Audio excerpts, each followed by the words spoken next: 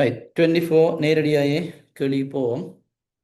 25 ஃபுல்லாக செய்து விட்டு நான் இப்போ அந்த கேள்விகள் வருதோ வராதோன்றது வேறு விடயம். அதில் இருந்து 2 விடயத்தை நீங்கள் பார்க்கலாம். ஒன்று அதில் இருக்கக்கூடிய ஆன்சர்ஸ் அல்லது ஈவன் அதில் இருக்கக்கூடிய கேள்விகளை ஏதோ ஒரு ரூபத்தில் சில பின்னால் வரலாம், உங்களுக்கு வரலாம். ரெண்டாவது, எங்களுக்கு ஒரு கான்ஃபிடென்ட்டை கொண்டு வரணும். எம்சிக்யூ நான் இந்த ஏரியா செய்வேன், அல்ல இந்த பைத்தோன் ப்ரோக்ராமில் வரக்கூடிய 9 கேள்வியோ 10 கேள்வி செய்வேன், அல்லது டேட்டா கம்யூனிகேஷன் செய்வேன்.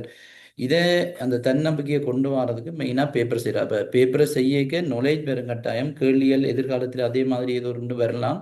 ரெண்டாவது, கட்டாயம் ஒரு நம்பிக்கையை கொடுக்கும். ஜோசியம் எம்சிக்யூ இல்லைன்னா நாங்கள் விட்டுருவோம். ஸோ அது மிக தெளிவாக இருக்கணும். நான் செய்யக்கூடியதை செய்கிறேன், ப்ளஸ் கட்டாயமாக நீங்கள் ஒரு கடைசி ஒரு 5 இல்லை 10 வருஷமே வடிவாக செய்து பழகலாம். உங்களுக்கு தாராளமாக டைம் இருக்கும். பிறகு எல்லாம் படித்து வச்சுக்கிற பிள்ளைகளாக இருந்தால் வடிவாக டைம் இருக்கும். ரைட், நேரடியாக கேள்வி போகும் பிள்ளைகள். ரைட், இப்போ நான் தமிழ் பேப்பர் வச்சே சொல்கிறேன், கவனிங்க. எவ்வளோ கேள்வி செய்ய இயலுமோ அவ்வளோத்தையும் செய்வோம்.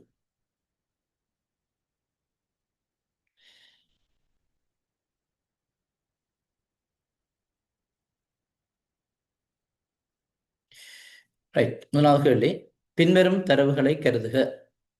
3 கூற்றுகள் தரப்பட்டிருக்கு. ஏ பாருங்க.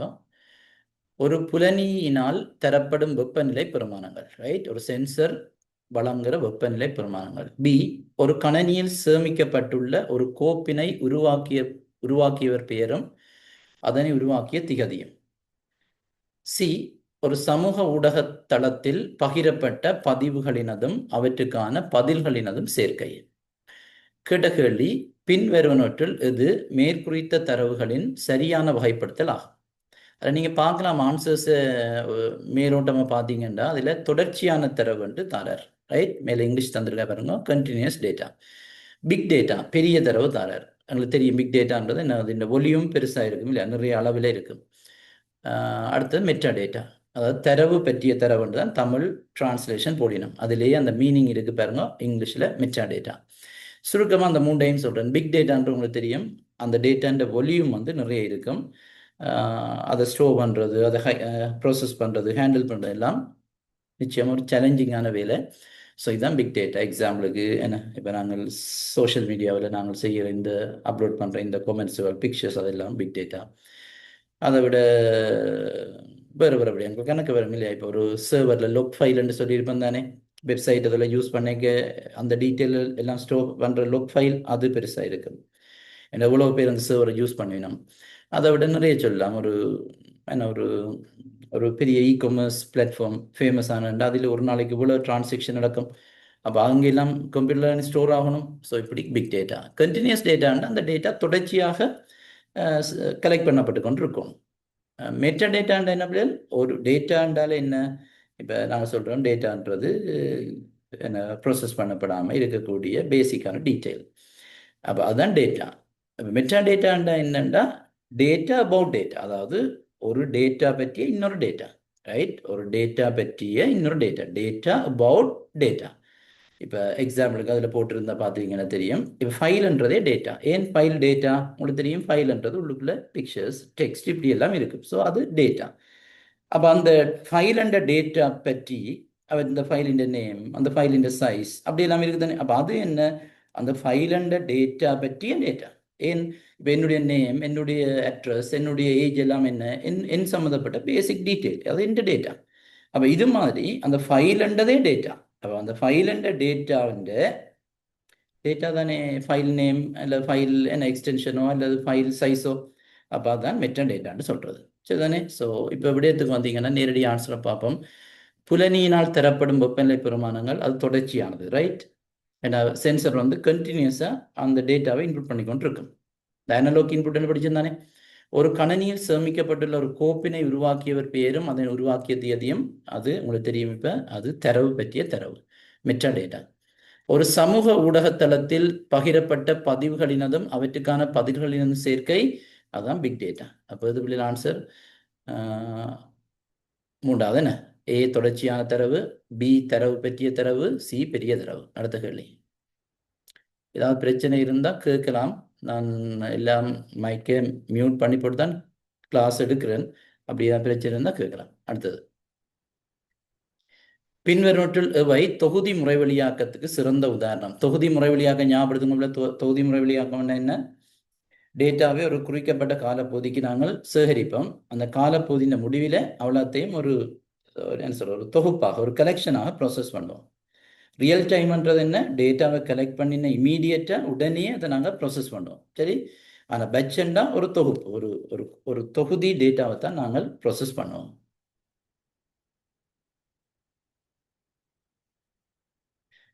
ரைட். அப்போ கேட்டது பேட்ச் ப்ராசஸிங்குக்கு உதாரணம். முதலாவது பாருங்க, வாகனங்களை நிறுத்தி வைப்பதற்கு ஒரு பயனருக்கு மிகவும் கிட்ட உள்ள தற்போது வெற்றிடமாக இருக்கும் இடத்தை அவருக்கு வெளியீடாக வழங்குகின்ற ஒரு முறைமை. இது கட்டாயமா ரியல் டைமாக இருக்குமே. சொல்லுங்க பாப்போம்.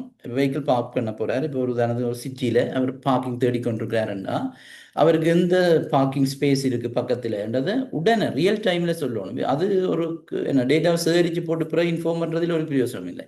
ஸ்பாட்டில் அவருக்கு சொல்லணும் என்ன, இந்த டைம் ரியல் டைம், அந்த டைம் சொல்லணும் இந்த இடங்களில் ஸ்பேஸ் இருக்கணும். எனவே இது பேட்ச் ப்ராசஸிங்கு வராது. அடுத்தது, கடனியில் உள்ள கோப்புகளை ஒவ்வொரு நாளின் இறுதியிலும் தன்னியக்கமாக காப்பு செய்கின்ற ஒரு முறைமை, பேக்கப். அப்போ ஒரு நாளின் இறுதியிலேண்டா அன்றைய நாளில் நாங்கள் செய்த இல்லை உருவாக்கின கோப்புகள் எல்லாத்தையும் பேக்கப் எடுக்கணும். இப்போ உதாரணத்துக்கு அன்றைய நாளில் 10 கோப்புகள் இருந்தால் 10ஐயும் சேர்த்து தானே இப்போ பேக்கப் எடுப்போம். அது ஆட்டோமேட்டிக்காக எடுக்கிறோமோ மேனுவலாக எடுக்கிறோமோ அது பேட்ச். ரைட். அதை உடனே பேக்கப் உருவாக்கின உடனே பேக்கப் எடுக்கிற மாதிரி சொல்லல, ஒரு தொகுப்பாக தான் எடுக்கிறோம். அது அண்டை நாள் எடுத்தா என்ன, அல்லது 2-3 நாள் சேர்த்து எடுத்தா என்ன, அது பேட்ச். அப்போ அது சரி. ஒரு நாளின் போது கிடைத்த வாடிக்கையாளர் கட்டளைகளை பெருமானத்துக்கு ஏற்ப வரிசைப்படுத்துகின்ற ஒரு முறைமை. ஒரு நாளின் போது கிடைத்த வாடிக்கையாளர் கட்டளைகளை பெருமானத்திற்கு ஏற்ப வரிசைப்படுத்துகின்ற முறைமை. இப்போ நீங்கள் ஒரு ஒரு ஷொப்போ இல்லை பிஸ்னஸ் செய்கிறீங்க. இன்றைய நாளில் உங்களுக்கு இவ்வளோ ஆர்டர் கிடைச்சது, யார்கிட்டேருந்து கிடைச்சது, இவ்வளோ பெருமானத்துக்கு கிடைச்சதுன்னு எழுதி வைக்கிறீங்க.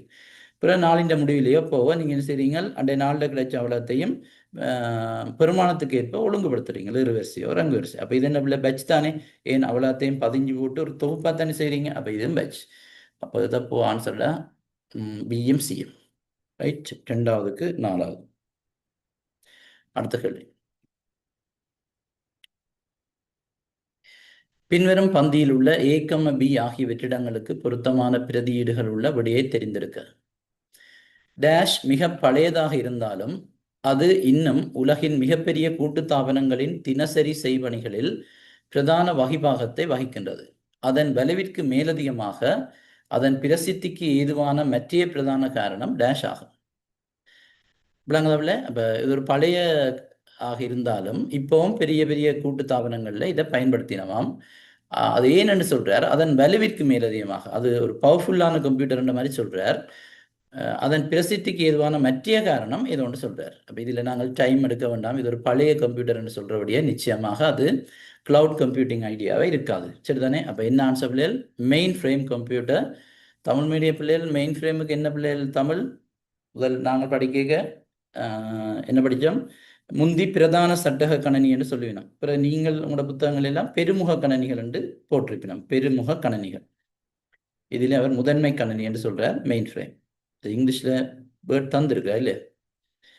அப்போ அது வரும். அப்போ மெயின் ஃப்ரேம் அதுக்குரிய இன்னொரு காரணம், அது உங்களுக்கு தெரியும், மெயின் ஃப்ரேம் கம்ப்யூட்டர் சைஸின் அடிப்படையில் 2வது இடத்துல இருக்கு. சூப்பர் கம்ப்யூட்டருக்கு அடுத்தது பவர்ஃபுல்லானது கம்ப்யூட்டர். அப்போ அதை விட வேறு என்ன அதுக்குரிய பிரசித்திக்கு காரணம் என்றா குறைந்த விலையா இல்லைன்னு மெயின் ஃப்ரேம் எல்லாம் விலை கூடினது. அப்போ விலை கூடினது தான் இங்கே குறைந்தன்னு சொல்றாரு. அதே மாதிரி குறைந்த பருமன் சொல்றாரு. இல்லை, மெயின் ஃப்ரேம் பெரிய சைஸ். அப்போ என்ன விலையில்? அதன் நம்பகத்தன்மை, அது இந்த ரிலையபிலிட்டி என்ன, அது ஒரு ஒர்க்கை அது சிறந்த முறை பெர்ஃபெக்டாக செய்து தரும், அதை நம்பக்கூடியதாக இருக்கும். எனவே அதையும் வச்சுத்தான் நாங்கள் அது ஒரு பிரசித்தி பெற்ற கணினின்னு சொல்கிறோம். ஸோ 3வது 4வது மெயின் ஃப்ரேம் முதலாவது ஸ்பேஸில் வரும், 2வது அதிൻ്റെ நம்பகத்தன்மை வரும். ரைட். அடுத்த கேள்வி,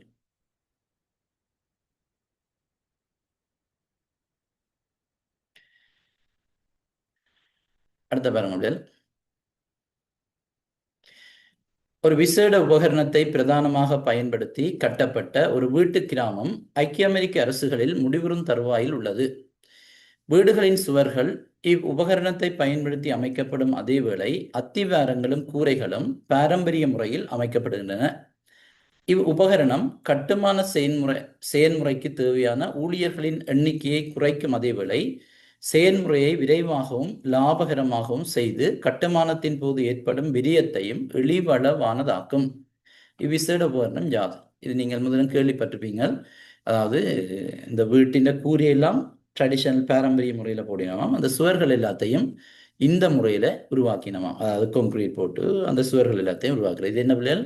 இது 3D பிரிண்டர். முந்தையும் வகுப்பில் சொல்லியிருப்பேன். முப்பரிமாண அச்சுப்பொறி. அது பெரிய பெரிய வீடுகள், பெரிய பெரிய ஸ்ட்ரக்சரை உருவாக்குற அளவுக்கும் வந்துட்டுது. முந்தி சின்ன சின்ன முப்பரிமாண பொருட்களை அதில் பிரிண்ட் பண்ணி எடுக்கலாம். இப்போ உதாரணத்துக்கு ஒரு வீட்டை பிரிண்ட் பண்ணுற பாருங்க. அது இந்த சுவர்களை அது அச்சு பதிச்சு கொடுக்க போது 3D ஃபார்மெட்டில் மேலே உள்ள கூரைகளை அவர்கள் மேனுவலாக ட்ரெடிஷனல் முறையில் போடணும். ஸோ இது 3D அச்சுப்பொறி முப்பரிமாண வடிவத்தில் உங்களுக்கு பழமையாக ஒரு பிரிண்டர் என்ன செய்யுதோ அதே மாதிரி இது ஒரு பொருளை அது இந்த 3D ஃபார்மெட்டில் பிரிண்ட் பண்ணி கொடுக்குது. ஸோ முப்பரிமாண அச்சுப்பொறி. அடுத்தது,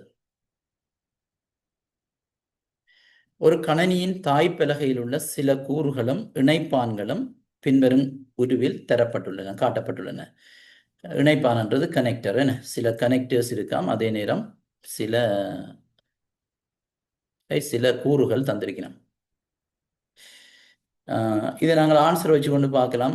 சாரி, அதில் அவர் தந்திருக்க என்னென்ன இருக்குன்னு பாருங்க. இதில் முகப்படையாளங்கள் ஏ தொடக்கம் இ வரை கீழே தந்திருக்கான். ஏ வந்து ஹார்ட் டிஸ்க்னு சொல்கிறார். நீங்கள் இதில் மேலே பார்க்கலாம். சரியா? ஏ வந்து இந்த ஹார்ட் டிஸ்க்னு சொல்கிறார்.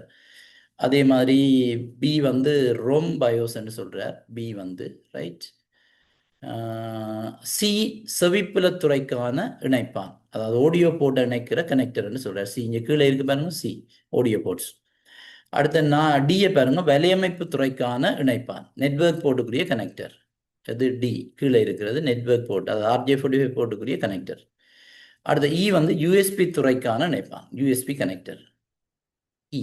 சரி, அது எல்லாத்தையும் அப்புறம் ஒரு கனெக்டரில் கனெக்ட் பண்ணி இங்கால கொண்டு போயிடும். சரி, இப்போ கேட்ட கேள்வி என்னென்னா, XYZ ஆகிய முகப்படையாளங்களினால் முறையே காட்டப்படுவை. இங்கே பாருங்க, சிலதுக்கு அவர்கள் பேர் வைக்கல. எக்ஸுக்கு ஒய்யுக்கு இங்கே கீழே செட் இருக்கு, இதுக்கு வைக்கல. இப்போ நீங்கள் இதில் பாருங்க, எக்ஸும் ஒய்யும் இதில் இந்த இணைப்பானோட இணைச்சு மிச்சம் எல்லாத்தையும் இணைக்கிறோம். அதை ஹார்ட் டிஸ்க் இணைக்கிறோம், மற்ற இந்த துறைகளுக்குரிய இணைப்பான் எல்லாத்தையும் இதோட இணைக்கிறோம். அப்போ இதில் ஹார்ட் டிஸ்க்கும் இருக்குது. அப்போ கட்டாயம் உங்களுக்கு தெரியும், ஒரு மெயின் மதர் போர்டின் மெயின் ஸ்ட்ரக்சரில் CPU ரெம்மின்ற பங்கு பெற்றல் இருக்கு. ஏன்னா ரெம் தான் CPUக்கு டேட்டா ப்ரொவைட் பண்ணணும். ரெம்முக்குரிய டேட்டா உங்களுக்கு செகண்டரியிலேருந்து வரும், ஹார்ட் டிஸ்கில் வரும். எனவே இவைக்கு இடையில் ஒரு தொடர்பு இருக்கு. கொஞ்சம் வேணுங்க. இப்போ இதுதான் ஹார்ட் டிஸ்கண்டா, இதுதான் ஹார்ட் டிஸ்கண்டா, இந்த ஹார்ட் டிஸ்கோட மெயின் மெமரி CPU எல்லாம் கனெக்ட் பண்ணப்பட்டிருக்கணும். அப்போ இணைப்பானோட கட்டாயமாக வையும் எக்ஸுமெண்ட் அதில் ஏதோ ஒன்று தான் உங்களுக்கு தெரியும் CPU இருக்கணும், ஒன்று ரெம்மாக இருக்கும். அப்படி பார்த்தா உங்களுக்கு ஆப்ஷனை வச்சுக்கொண்டு நீங்கள் செக் பண்ணலாம், அதில் சிக்கல் இருக்காது. ஏண்டா இல்லாட்டி கண்டுபிடிக்கலாம். இணைப்பான் எக்ஸும் இணைப்பானோட இணைஞ்சிருக்கு, அதாவது வையும் இணைஞ்சிருக்கு, எல்லாத்தையும் அதாவது ஹார்ட் டிஸ்க் உள்ளிடங்களாக எல்லாத்தையும் ஒரு கனெக்டரோட இணைக்கணும். அப்போ கட்டாயமாக நாங்கள் இதில் எக்ஸ் தான் CPU அல்லது Y தான் ரெம் என்று உறுதியாக சொல்கிறது பொருத்தமாக இருக்காது. எங்களோட ஆன்சரை வச்சுக்கொண்டு பார்க்கலாம். அப்போ ஆன்சர் வச்சுக்கொண்டு பார்த்தீங்கன்னா பாருங்கள், இதில் மூன்றாவதுல எக்ஸ் CPU, நாலாவதுல எக்ஸ் CPU, அஞ்சாவதுல எக்ஸ் நினைவகம் என்று போடுறார், ரெம். ரைட். சரி, இப்போ இதில் ஏதாவது ஒன்று எடுத்தா, இப்போ அஞ்சாவது எடுப்போமே, எக்ஸ் நினைவகம் ஒன்று எடுத்தீங்கன்னா, சரியா, எக்ஸ் நினைவகம் ஒன்று எடுத்தா கட்டாயமாக Y CPU-வாக இருக்கும். ஆனால் அங்கே வைக்கு காணொளி துறைக்கான இணைப்பான். இது இந்த வீடியோ டிஸ்பிளே இருக்குது தானே, அப்போ காணொளி துறைக்கான இணைப்பான்டா அது கீழே இந்த இணைப்பான் வரிசையில் இருக்க போகுது. அப்போ அது வராது, அப்போ அது பிழைச்சிது. அப்போ கட்டாயமாக XCPUன்னு உங்களுக்கு விளங்குது, XCPU. அப்போ XCPUண்டா Y வந்து ரெம்மாக இருக்கணும். பாருங்க, சரியா வருது. மூன்றாவது XCPU Y ரெம். Z தான் என்ன பிள்ளைகள் கீழே இருக்க பாருங்க, இந்த போர்ட்ஸுக்குரிய கனெக்டர்ஸ். அதில் ஏற்கனவே நாங்கள் நெட்வொர்க் போர்ட்டுக்குரிய கனெக்டர் பார்த்துனாங்க, USB பார்த்துனாங்க. அதோட உங்களோட வீடியோ காட்டுருக்கு தானே VGA, அதுக்குரிய இதுவும் இருக்கு. அதான் இந்த காணொளி துறைக்கான இணைப்பான் VGA. ஸோ ஆன்சர் மூன்றாவது. பெருசாக சிக்கல் இல்லை, ஆன்சரை வச்சுக்கொண்டு ஈஸியாக கண்டுபிடிக்கலாம். அடுத்த கேள்வி. பழுது பார்க்கப்பட்ட பின்னர் ஒரு மேசை கணனி வெண்வட்டிலிருந்து மிக விரைவாக தொடங்குவதை ஒருவர் அவதானிக்கிறார். சரி, பழுது பார்க்கையில் பின்வரும் எது நடைபெற்றிருக்கலாம்? நீங்கள் ரிப்பேர் பண்ணின பிறகு ஒரு டெஸ்க்டாப் கம்ப்யூட்டர் வேகமாக பூட் பண்ணுதான். சரி, என்ன நடந்திருக்கலாம்னு கேட்குறார்.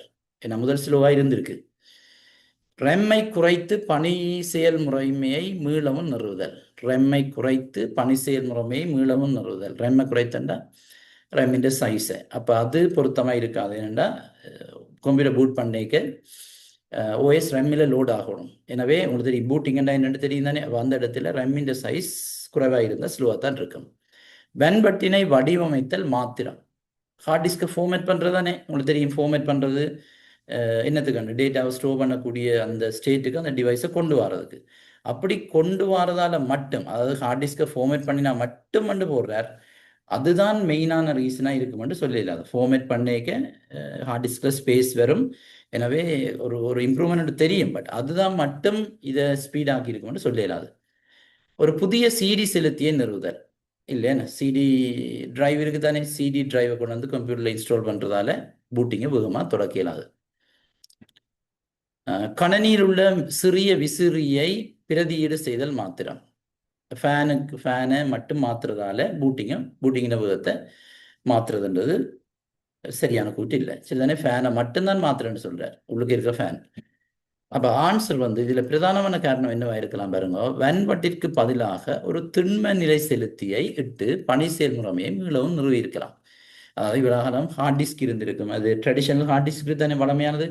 அதுக்கு பதிலாக இப்போ ஒரு எஸ்எஸ்டி சொல்கிறோம் தானே. எஸ்எஸ்டியை பாவிச்சு அந்த ஓஎஸ்ஐ நிறுவி இருக்கலாம். முதல் ஹார்ட் டிஸ்கில் ஓஎஸ் இருக்கு. உங்களுக்கு தெரியும் ஹார்ட் டிஸ்க்ன்றது ஒப்பீட்டளவில் அது என்ன அது ஒரு டேட்டாவை எக்ஸஸ் பண்ணுறது ஸ்லோவாக.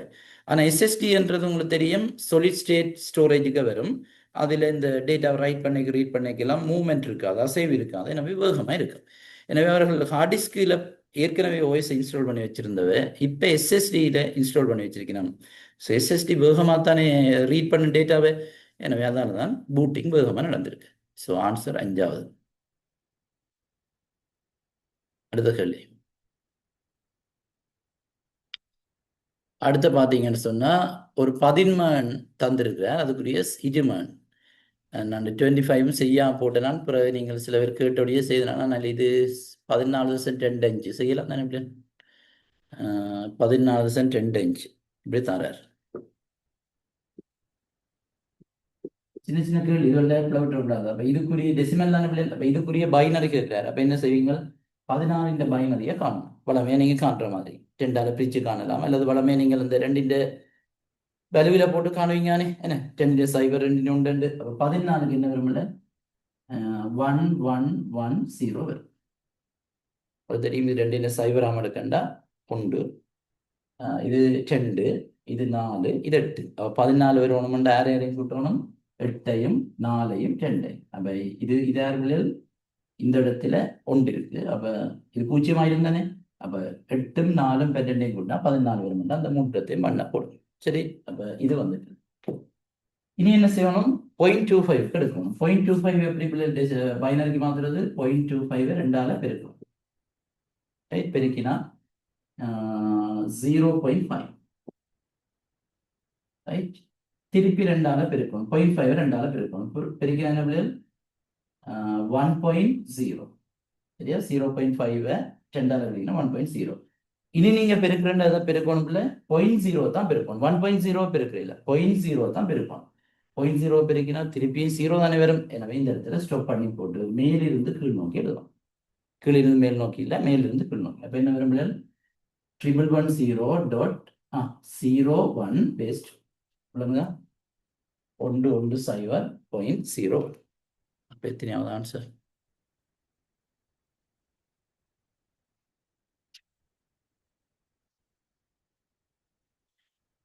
எத்தனையாவது ஆன்சர் பிள்ளைகள்? 4வது என்ன? 4வது ஆன்சர். அடுத்த கேள்வி.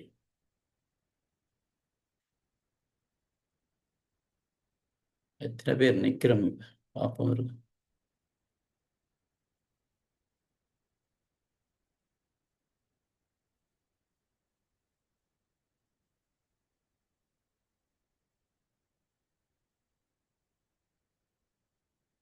ரைட். அடுத்த கேள்வி. எண்மகன் 1208 இற்கு சமவிலுவான 10 சரி. இது மனதாலே நீங்கள் பார்த்துட்டு போகலாம்.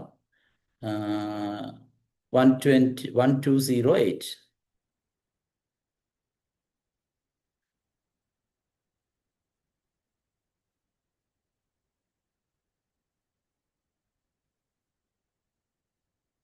ஏன் செய்து விடுறேன்டா இதெல்லாம் நீங்கள் கனாலத்துக்கு முதல் செய்திருப்பீங்க. கனாலுக்கு பிறகு சில ப்ராக்டிஸில் இருக்காதுக்காக ஒருக்கா செய்து விடுறேன். 1 2 0 8 11 டெசிமலுக்கு மாற்றணும்னா என்ன செய்யணும்? அதிൻ്റെ இந்த பொசிஷனல் வேல்யூ எழுதணும். ஸோ 1 2 0 என்னென்று வரும்? 8 to the power 0, 8 to the power 1, 8 to the power 2. So இது 0 ஆயிடும். இது 8 தானே? அப்போ 64 இல்லை. ஸோ எத்தனை முதல் 80 வரும். അങ്ങനെ இந்த இடப்பிரமாணத்தை கண்டு மேலுள்ளதால பெருக்கிறாங்க, கடைசியா கூட்டுறாங்க. அப்ப 80 வரும்.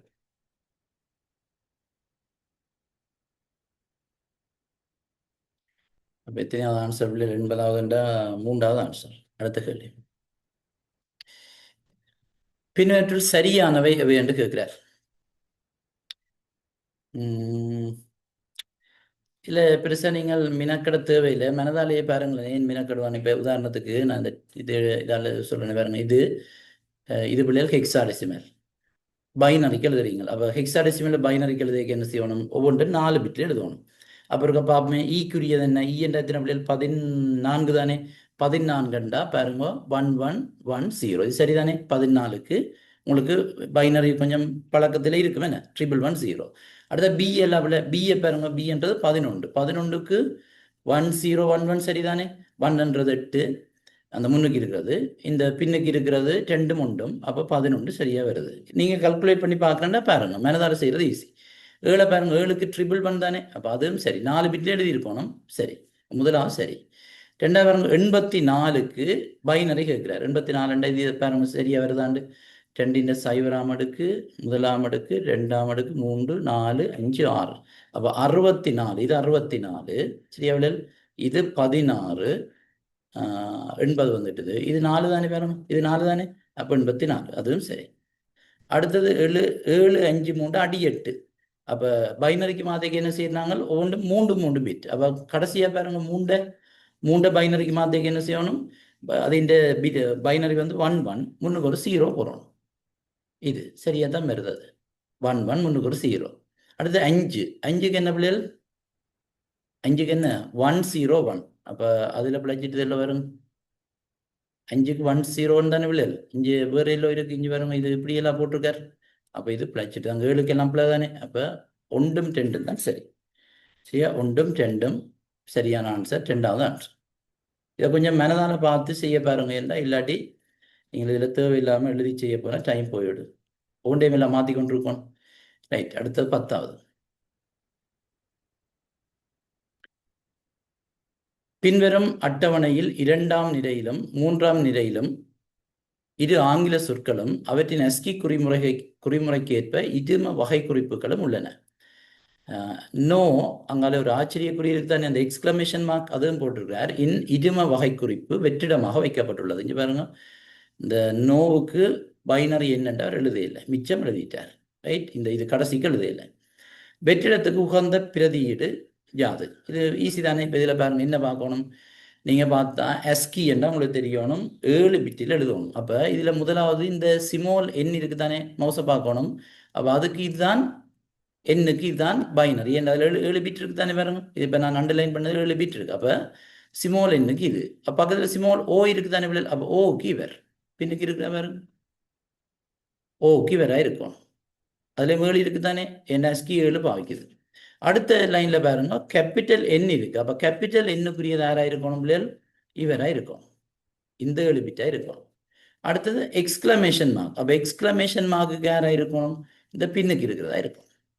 இப்போ எங்களுக்கு கேட்டது என்ன? கேபிட்டல் என், சிமோலோ, எக்ஸ்கிளமேஷன் மார்க். 3க்கும் தெரியும் தானே. அப்போ கேபிட்டல் என்னென்று எடுப்பீங்க? ரைட், இப்போ நான் இதை அழிச்சு போட்டு எடுக்கிறேன்டா கண்டு. ரைட், கேபிட்டல் என் வேணும். கேபிட்டல் என் வேணுமென்று அதை எடுப்பீங்க, இதை எடுப்பீங்க. சரியா? இந்த 7 பிட்டையும் எடுப்பீங்க. அப்போ என்னென்று வர போகுது? கேபிட்டல் என்னண்டா 1 0. இதில் நான் எழுதணும் தேவையில்லை, உங்களுக்கு விளங்கி இருக்கும். 10 0. அடுத்த 111. ரைட், அடுத்து 0. இதான் பிள்ளைகள் கேபிட்டல் என். அடுத்தது சிமோல் ஓ வேணும். என்ன சிமோல் ஓக்கு நாங்கள் ஏற்கனவே பார்த்துட்டோம். இந்த மேலே இருக்கிற 2வது ஆள் இவர். ரைட், இவர். அப்போ அவரை போடுவீங்க, இடம் விடக்கூடாது. இப்போ அந்த எம்சிக்கில் பாருங்க, சின்ன இடம் விட்டு எழுதின உங்களுக்கு ஈஸிக்காக. ஸோ நான் இதில் சின்ன இடம் விட்டு எழுதுறேன். அப்போ என்ன வர முடியாது, ஒன்று ஒன்று, அந்த சிமோ லோக்கல் எழுதுறேன்னா சைவர், அங்கால 4 தரம் ஒன்று, 4 ஒன்ஸ். சரி, அப்போ ரைட். இனி அடுத்தது என்ன, எக்ஸ்கிளமேஷன் மார்க். என்ன என்னோக்கு அடுத்தது ஆச்சரியக்குறி தானே பிள்ளை. ஆச்சரியக்குறிக்கு இங்கே பார்த்து நாங்கள் இங்கே பாருங்க, இது ரெண்டாவது தானே ஆச்சரியக்குறி. இப்போ நான் அண்டர்லைன் பண்ணுறத பாருங்க, இதுதான் ஆச்சரியக்குறி. அப்போ இதே அடுத்து எழுதுங்க.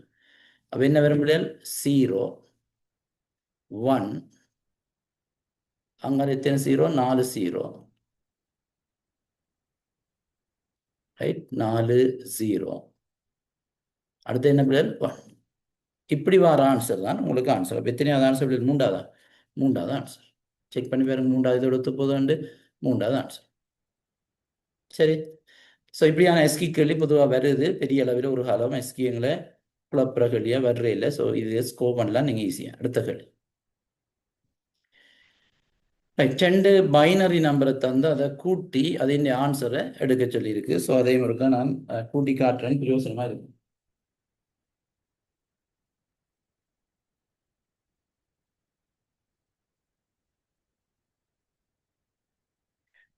தந்த நம்பர் பிள்ளைகள் 11 0 0 1 1 0 0 1. கூட்டி எல்லாம் வச்சிருந்தீங்கன்னா தான் பிரயோசனம். இதை கூட்டி காட்டுறேன் பாருங்க. பழமையாக பைனரி கூட்டல் தெரியும் தானே.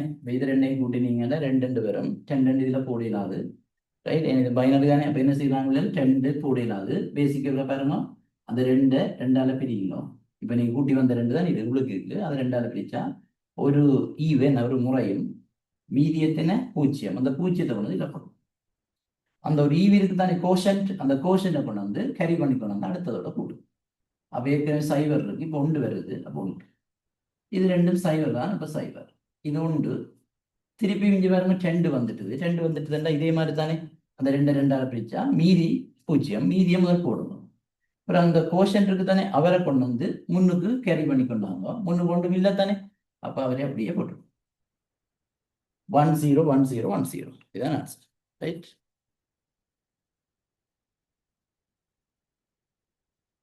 சரி, அப்போ இது ஆன்சர் 1 0 1 0 1 0. முதலாவது என்ன. அடுத்த கேள்வி, 12வது, பின்வருவற்றில் எது தரப்பட்ட சுற்றின் வெளியீடு F-ஐ எடுத்துரைக்கிறது. பாப்போம் இருக்கா. இதுல பாருங்க y பார் வரும், சரியாவில். இதுல y பார் வரும், அவுட் கேட் தானே. இது உங்களுக்கு தெரியும் நன் கேட், ரைட். இது நன் கேட். நாங்கள் அன் கேட் என்றா என்ன வரும்னு பார்ப்போம். அன் கேட் என்றா என்ன வரும் பிள்ளைகள், எக்ஸ், ரைட். இது அன் கேட் என்றா எக்ஸ் டாட் y பார் என்று வரும், சரியா. அன் கேட் என்றா அன்கேட்டிൻ്റെ எதிர் தான் இது அன்கேட்டா. அன்கேட்டிൻ്റെ எதிர் தான் நன்கேட், ஆப்போசிட். அப்போ இதுக்கு ஹோல்டிங் பார், முழுவதின் பார்.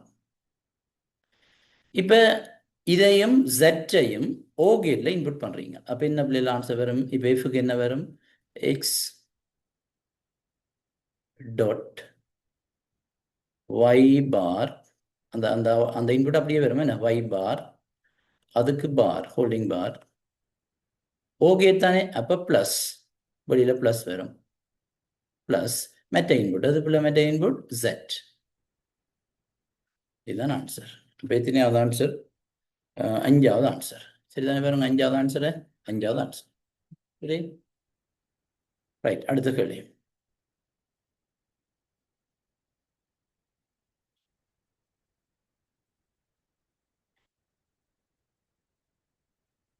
இரட்டை நிரப்பியையும் த மோகனின் விதியையும், De Morgan's law, right. Double காம்ப்ளிமெண்ட்டும் டி மோகன்ஸ் லோ விதியையும் எக்ஸ் பார் பிளஸ் ஒய் செட்டிற்கு பிரயோகிக்கும் போது கிடைக்கும் பெறுபேறு.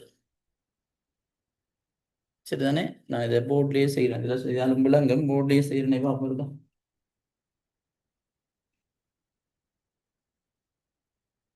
அதாவது நான் உங்களுக்கு இதிலேயே செய்கிறேன், அப்போ உங்களுக்கு ஈஸியாக இருக்குன்னு நினைக்கிறேன். அந்த அவுட்புட் ஆப்ஷனை பார்க்கலாம். இப்போ ஸ்க்ரீன்லேயே செய்கிறேன் பாருங்க பிள்ளைகள். இப்போ என்ன சொல்கிறார், டிமோவன் ஸ்லோவையும் டபுள் காம்ப்ளிமெண்ட்டையும் பாவிக்கட்டான். சரி, இப்போ என்ன தந்திருக்காரு எங்களுக்கு, x bar, right, x bar plus y zed தந்திருக்கார். ரைட் YZ தந்திருக்கார். இப்போ இதுக்கு டபுள் காம்ப்ளிமெண்ட்டையும் அதே நேரம் டிமோன்ஸையும் பாவிக்கட்டான். சரி, இப்போ நாங்கள் டபுள் காம்ப்ளிமெண்ட்டை போடுவோம்.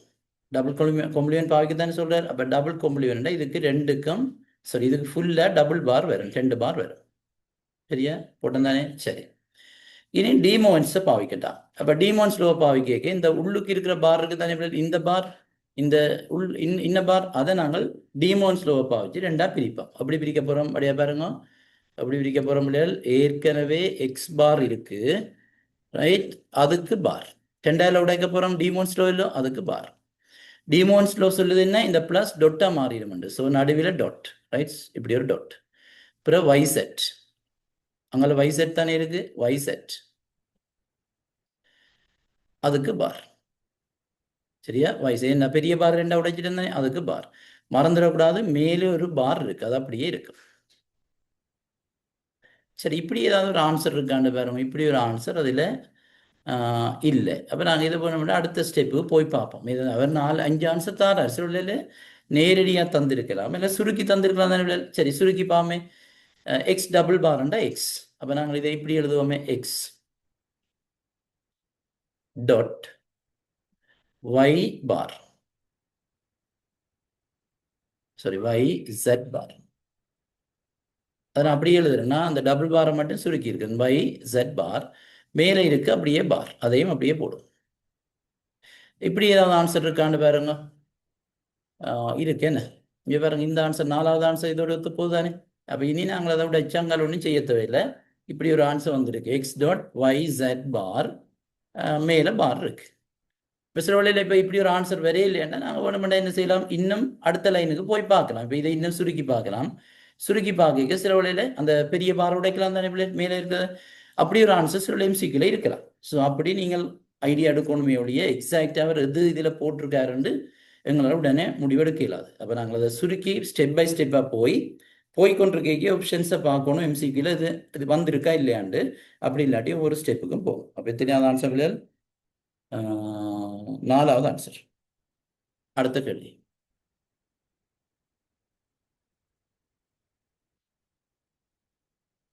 ரைட், அடுத்த கேள்வி. தரப்பட்ட காணோ வரைபடத்தினூடாக பெறத்தக்க மிகவும் எளிய மூலக்கோவை. அப்போ இப்போ இதில் உங்களுக்கு என்ன தேவைகள்? இதில் பார்க்கலாம், நீங்கள் எல்லாம் பெருக்கல் ஃபார்ம் எல்லாம் இருக்குது, பெருக்கங்கள் கூட்டப்பட்டிருக்கு. ஸோ SOPயில் எடுப்போம். 1 குரூப் பண்ணுவோம். சரியா? 1 குரூப் பண்ணினா இத்தனை 1 இருக்கு பிள்ளைகள், 5 இருக்கு. அப்போ கட்டாயம் பெரிய குரூப் தானே எங்களுக்கு வேணும், 4 பார்க்கணும். அப்போ 4 பார்க்குறேன்டா, இப்படி ஒரு குரூப் எடுக்கலாம் தானே பிள்ளைகள், இப்படி ஒரு குரூப் எடுக்கலாம். ரைட், இந்த குரூப்புக்கு ஒரு எக்ஸ்பிரஷனை டக்கண்டு மனதால் பார்ப்போம். எல்லாருக்கும் மனதால் பார்க்குற அந்த டேலண்ட் இருக்குது தானே.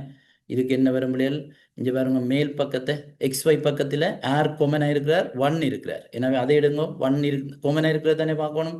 1 அண்ட் ஆர் பிள்ளைகள் ஒய்ண்டா 1 அண்ட் Y தானே, Y. இங்கே பாருங்க, Z பக்கத்தில் யாரும் கொமன் இருக்கணுமாண்டு இல்லைன்னு, சைவரும் ஒன்றும் தானே. அதாவது இந்த குரூப் வந்து கவர் பண்ணுற 2 பக்கத்தையும் பார்க்கணும். XY பக்கத்தில் Y இருக்கு, இங்கே Z ஒன்றும் இல்லை. அப்போ இந்த குரூப்புக்கு என்ன வரப்போகுது, இப்போ நாங்கள் இதை G1 போட்டிருந்தா, இந்த குரூப்புக்கு G1 பேர் போட்டால் இதுக்கு என்ன பிள்ளைகள் வரப்போகுது, என்ன வரப்போகுது, G1க்கு Y வரப்போகுது. சரியா? G1க்கு நீங்கள் எடுத்துக்கொண்ட பெருமானம் Y. அதே மாதிரி இப்போ மற்ற குரூப்பை பாருங்கள், இப்போ ஒரே ஒரு 1 மிச்சம் இருக்குது, அவரை தனியாக வச்சுருந்தா உங்களுக்கு என்ன சின்ன குரூப் ஆகிடும். சின்ன குரூப் ஆகிட்டா எக்ஸ்பிரஷன் பெருசாக வரும். அப்போ நீங்கள் அதை மேக்ஸிமம் பெரிய குரூப் ஆகணும். அப்படி தெரியும், ஓவலப் பண்ணலாம் தானே இல்லை. ஸோ இது ரெண்டே நாங்கள் இப்படி ஓவலப் பண்ணி கொண்டு வருவோம். இதை நாங்கள் குரூப் 2 எடுப்போமே. இவரை குரூப் 2 மனதால் டக்குன்னு பார்க்கலாம். நான் யாராவது மறந்துருந்தீங்கன்னாலும் ஞாபகப்படுத்துறதுக்காக செய்கிறேன்.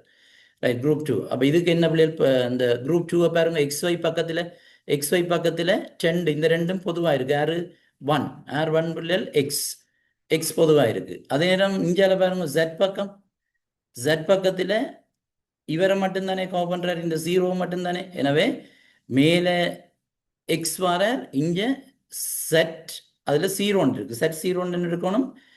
செட் பார் ரைட். 0ண்டா பார், 1ண்டா அந்த எழுத்து. அப்போ மேலே எக்ஸ் வந்தது, கீழே செட் பார் வந்தது. அப்போ குரூப் 2க்கு உங்களுக்கு எடுக்கிற கோவை இல்லை நீங்கள் எழுதித்தான் பார்த்து எடுக்க போறீங்க. இந்த வளமை இந்த எழுதி எடுக்கிற முறை இருக்குது தானே, அப்படி எடுக்க போறீங்கன்னா அப்படி எடுங்க. பட் நான் மனதால் எடுக்கிறத கொஞ்சம் என்கரேஜ் பண்ணுறேன். என்னென்னா அது கொஞ்சம் ஸ்பீடாக எடுக்கலாம், டைமை வேஸ்ட் ஆக்குவீங்க.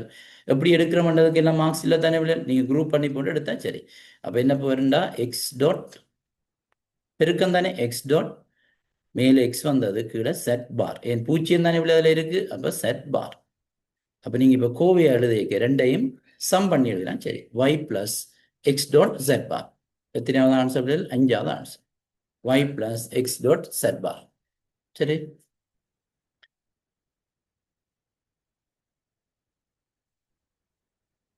இவ்வளோத்துல ஏதாவது பிரச்சனை இருக்கா? அப்படியே தொடர்ச்சியாக படிக்க போகிறோம், ஏதாவது பிரச்சனை இருக்கும்?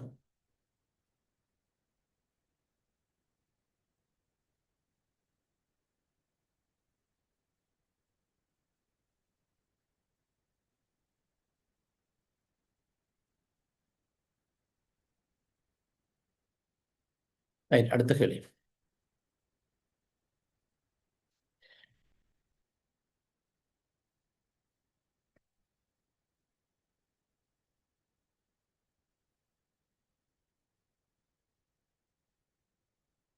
ரைட், 15வது இது ஓஎஸோடு சம்பந்தப்பட்டது.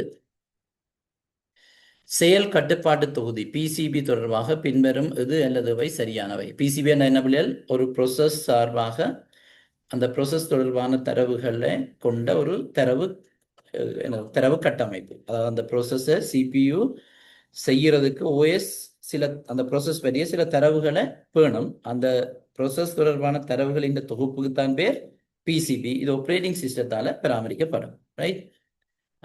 அது ஒரு முறைவழியாக்கம் பற்றிய தகவல்களை முகாமிப்பதற்காக பணி செயல்முறையினால் பயன்படுத்தப்படும் ஒரு தரவு கட்டமைப்பு.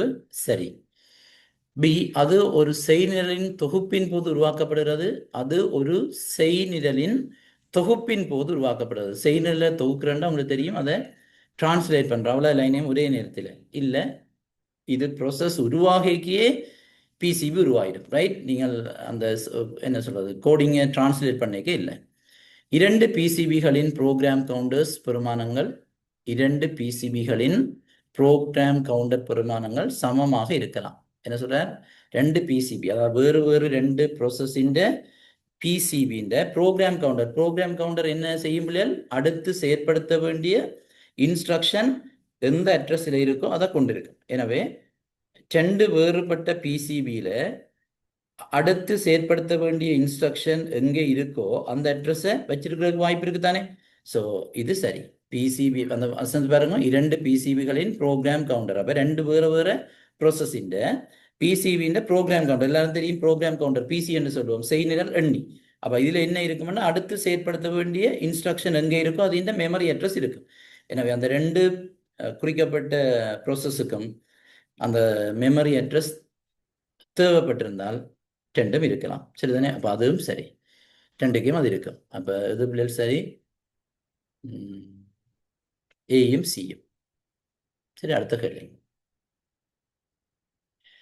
அமரா ஒரு பல் பயனர் கணனி முறைமையை தொடக்குகிறார். பல் பயனர்னா மல்டி யூசர், அந்த கம்ப்யூட்டர்ல கன பேர் வேலை செய்யலாம். அது தொடக்கப்பட்ட பின்னர் சாமா அக்கணனிக்கு ஒரு முனையத்திலிருந்து டெர்மினல் புகுபதிகை செய்து ஒரு வலைமேலுடைய ஆரம்பிக்கிறார். உங்களுக்கு தெரியும் மல்டி யூசர்ன்றது பொதுவாக சர்வரதோட செய்வினம். அப்போ அந்த அமரா கம்ப்யூட்டர் சிஸ்டம் துவக்கிறாராம். துறக்கப்பட்ட பின்னர் சாமா மேபி ஒரு டெர்மினல் இருந்தால், டெர்மினல் இருந்தால் என்னது, இந்த மானிட்டர் கீபோர்ட் மவுஸ் எல்லாம் இருக்கிற ஒரு ஸ்டேஷன் இருக்குன்னு அதில் இருந்து அந்த சர்வரை அக்சஸ் பண்ணுறார். ரைட். அப்போ அக்சஸ் பண்ணி என்ன செய்கிறார்? ப்ரௌசரை துவக்கிறார். ரைட். வலை மேலோடி. சிறிது நேரத்துக்கு பின்னர் சாமா தனது பைதன் செய்நிரலை பணியாற்றுவதற்காக உரை பதிப்பாளரை டெக்ஸ்ட் எடிட்டரையும் ஆரம்பிக்கிறார். முதல் ப்ரௌசர், இப்போ டெக்ஸ்ட் எடிட்டர், 2 சாமா துவங்குறார். அதன் பின்னர் ராணியும், இது இன்னொரு யூசர். ரைட். மல்டி யூசர் ராணியும் இக்கணனிக்கு வேறொரு முனையத்திலிருந்து புகுபதிகை செய்து ஒரு வலை மீறலை ஆரம்பிக்கிறார். உங்களுக்கு தெரியும் சர்வரில் தான் எல்லாரும் லொகின் பண்ணினான், வேற ஆக்கள். எனவே சர்வரில் ஒரு ஓஎஸ் தான் இருக்கு. அந்த ஓஎஸ்ஸை ஒரு சிபியூ இருக்கும், அவர்கள் மாறி மாறி பாவிக்கணும். சரிதானே? அப்போ நீங்கள் 2-3 யூசர்னு சொல்லிக்க அங்கே குழம்பக்கூடாது. இது ஒரு நெட்வொர்க், சர்வரோட எல்லாம் இணைஞ்சிருக்கணும். ராணியம் இக்கணனிக்கு வேறொரு முனையத்திலிருந்து புகுபதிகை செய்து ஒரு வலை மேலோடி ஆரம்பிக்கிறார். கேள்வி: இக்கணனியின் முறைவழியாக்கி மீது பின்வரும் எவை இயல்தகு நிறைவேற்ற தொடரிகளாகும்? ரைட். அப்போ முதல்ல என்ன நடந்திருக்கும் பிள்ளைகள்? கம்ப்யூட்டர் ஓன் பண்ணிக்க பயோஸ் தானே ஸ்டார்ட் ஆகிருக்கும். அப்போ பாப்போம், இருக்கு ஆன்சர் ஒழுங்க. முதல் பயோஸ் வர போகிறார். ஓஎஸ்க்கு முதல் பயோஸ் ரன் பண்ணுமല്ലോ. ஸோ அப்படி பார்த்தா முதலாவதுலேயும் பயோஸ் இருக்குது, ரெண்டாவதுலேயும் மூன்றாவதுலேயும் பயோஸ் இருக்குது. பயோஸ் ரன் பண்ணிடணும். உங்களுக்கு தெரியும் பயோஸ்ன்றது என்ன பிள்ளைகள்? கம்ப்யூட்டரை பூட் பண்ணுறதுக்கு தேவையான இன்ஸ்ட்ரக்ஷனை கொண்டது. ஏன்னா பயோஸ் ஸ்டார்ட் பண்ணிடும், அதுக்கு பிறகு ஆப்ரேட்டிங் சிஸ்டம் ரன் பண்ணும். எனவே முதலாவது அல்லது ரெண்டாவது சரியா வருது பாருங்க, முதலாவது அல்லது ரெண்டாவது. அதுக்கு பிறகுதான் ஓஎஸ்எம் ரன் பண்ண துவங்கின பிறகுதான் என்ன செய்திருப்பார்? சாமா தானே, சாமா அந்த ப்ரௌசரை ஓப்பன் பண்றா. அப்ப அடுத்தது ப்ரௌசர். அப்ப முதல் பயோஸ், ஓஎஸ், சாமாவின் வலை மேலோடி முறைவழி, அதுவும் சரியா வருது. சரி, முதலாவதுக்கும் சரி வருது, ரெண்டாவதுக்கும் சரி வருங்க. பயோஸ், ஓஎஸ், சாமாவின் வலை மேலோடி முறைவழி. அதுக்கு பிறகு என்ன நடந்தது? சம டெக்ஸ்ட் எடிட்டரை துவங்குறார். டெக்ஸ்ட் எடிட்டரை துவங்கிக்கு என்ன நடக்கும் இல்லையா? ஏற்கனவே ப்ரௌசர் தானே இப்போ ரன் பண்ணி கொண்டிருக்கு. எனவே அதிண்ட நிலையை அதிண்ட பிசிபியில் சேமிச்சு போட்டு ஓஎஸ் பிறகுதான் டெக்ஸ்ட் எடிட்டரை துவக்கலாம். எல்லாருக்கும் ஞாபகம் இருக்குதானே அந்த கண்டெக்ஸ்ட் ஸ்விட்சிங் நடக்கிறது அப்படின்ட்டு. அப்போ இப்போ கட்டாயமாக உடனடியாக சாமாவின் உரை பதிப்பாளர் முறைப்படி ரன் பண்ண இயலாது. சரிதானே? இது ரன் பண்ண இயலாது. ஏன் ரன் பண்ண இயலாது பிள்ளை? அதுக்கிடையில அந்த முதல் ரன் பண்ணின விலை மேலோடி முறைவழியின் நிலையை சேமிக்கணும். அப்போ யார் சேமிக்கிறது? ஓஎஸ். அப்போ ஓஎஸ் ரன் பண்ணணும். முதலாவது பாருங்க, ஓஎஸ் ரன் பண்ணுது. அதுக்கு பிறகுதான் சாமான் உரைப்பதிப்பாளர் டெக்ஸ்ட் எடிட்டர் ரன் பண்ணும். பிறகு என்ன நடக்குது பாருங்க, அதுக்கு பிறகு ராணி ஒரு விலை மேலுடைய திறக்கிறார். அப்ப சாமான் உரைப்பதிப்பாளருக்கு பிறகு திருப்பி என்ன செய்யும்? ஓஎஸ் ரன் பண்ணும். ஏன் பிள்ளைகள்? அந்த சாமான் உரைப்பதிப்பாளர் முறைவழியின் நிலையை சேமிக்கணும் எல்லாம் பிசிபியில. எனவே ஓஎஸ் ரன் பண்ணும். அதுக்கு பிறகு ராணியின் விலை மேலோடி முறைவழி ரன் பண்ணும். இப்படியே போய்கொண்டிருக்கும். சரிதானே? அப்ப ஆன்சர் எது பிள்ளைகள்? எது பிள்ளைகள் ஆன்சர்? முதலாவது. சரியா? இந்த பேசிக் ஐடியா எல்லாருக்கும் தெரியணும்னு நான் அடிக்கடி சொல்றேன். நான் இது பெரும்பாலும் என்ன ஒவ்வொரு இயர்லையும் கேட்டுக்கொண்டே இருக்கிறார். இந்த ஒன்றுக்கு மேற்பட்ட ப்ரோசஸ் எப்படி எப்படி நடக்கிற நுழைவு உங்கள்ட்ட இருக்கா இல்லையான்னு பார்த்துக்கொண்டே இருக்கார். ரைட். ஸோ ஆன்சர் முதலாவது. அடுத்த கேள்வி. ரைட். அடுத்த கேள்வி 17வது பாருங்க. ஒரு வட்டின் ஒவ்வொரு கட்டமும் 512 பைட்டுகள் ஆகும். 1959 பைட்டுகள் பெருமனுள்ள ஒரு கோப்பு அவ்வட்டில் தேக்கி வைக்கப்படும் போது அக்கோப்பிற்கென ஒதுக்கி வைக்கப்பட்ட எத்தனை பைட்டுகள் வீணாகும்?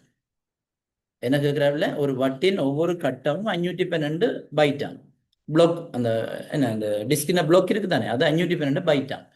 1959 பைட்டுகள் பெருமனுள்ள ஒரு கோப்பை தேக்கினா அந்த அந்த இது இருக்குதானே, அது கட்டங்கள்ல எவ்வளவு பைட் வீணாகலாம். அப்ப நாங்க என்ன பார்ப்போம்? 1959 சேமிக்கிறதுக்கு எத்தனை கட்டம் வேணுமென்று பார்ப்போமே. எத்தனை பிளாக் வேணுமென்று யோசிச்சு பாருங்க. 512 தான் ஒரு பிளாக். அப்ப 2 பிளாக்னா 1024. சரியா? 2 பிளாக்ண்டா 1024 பைட் வரும். ஆனா எங்கட கோப்பு என்னது? 1959 எனவே 2 காணாது. சரியாவில படியா பாருங்க, 2 காணாது. மூன்றாவது பிளாக் இன்னொரு பிளாக் எடுத்தா இதோட 512 கூட்டுங்க. 512 கூட்டினீங்கண்டா 1959 வராது. ரைட். 1959 வரையிலாது. ஏனெண்டா 512 24 கூட்டினா 1500 எத்தனை வருது? 1536 அப்படித்தானே வரும். எங்களுக்கு 1959 வரும். அவ கட்டாயமா இன்னும் 2 பிளாக் தேவைப்படும். சரியா? இப்ப 2 வந்துட்டுது, இன்னும் 2 கூட்டினா 1024 தர 2 எத்தனை வரும்? 2048. இது எல்லாருக்கும் தானே? அப்ப இப்ப எங்களுக்கு தேவை 2048 பைட் வேணும். 4 பிளாக் வேணும்.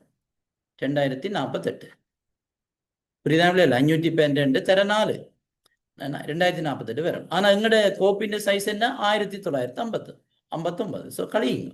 இதுல இருந்து 1959 கழியுங்க. 1959 கழிச்சிங்கன்னா எத்தனை வரும்? 89 வரும். ஸோ 89 பைட் வேஸ்ட் ஆகும். புரியுதானே? ஸோ இதில் பெரிய சிக்கல் இருக்கான நினைக்கிறோம், விளங்கி இருக்கு. 2048 தான் மொத்தமாக நாங்கள் பாவிக்கிறோம். ஆனால் அதில் எங்கள் கோப்பு வந்து 1959 பைட் தான் அதிൻ്റെ சைஸ். எனவே கிட்டத்தட்ட 89 பைட்டை நாங்கள் வேஸ்ட் ஆக்குறோம். அடுத்த கேள்வி.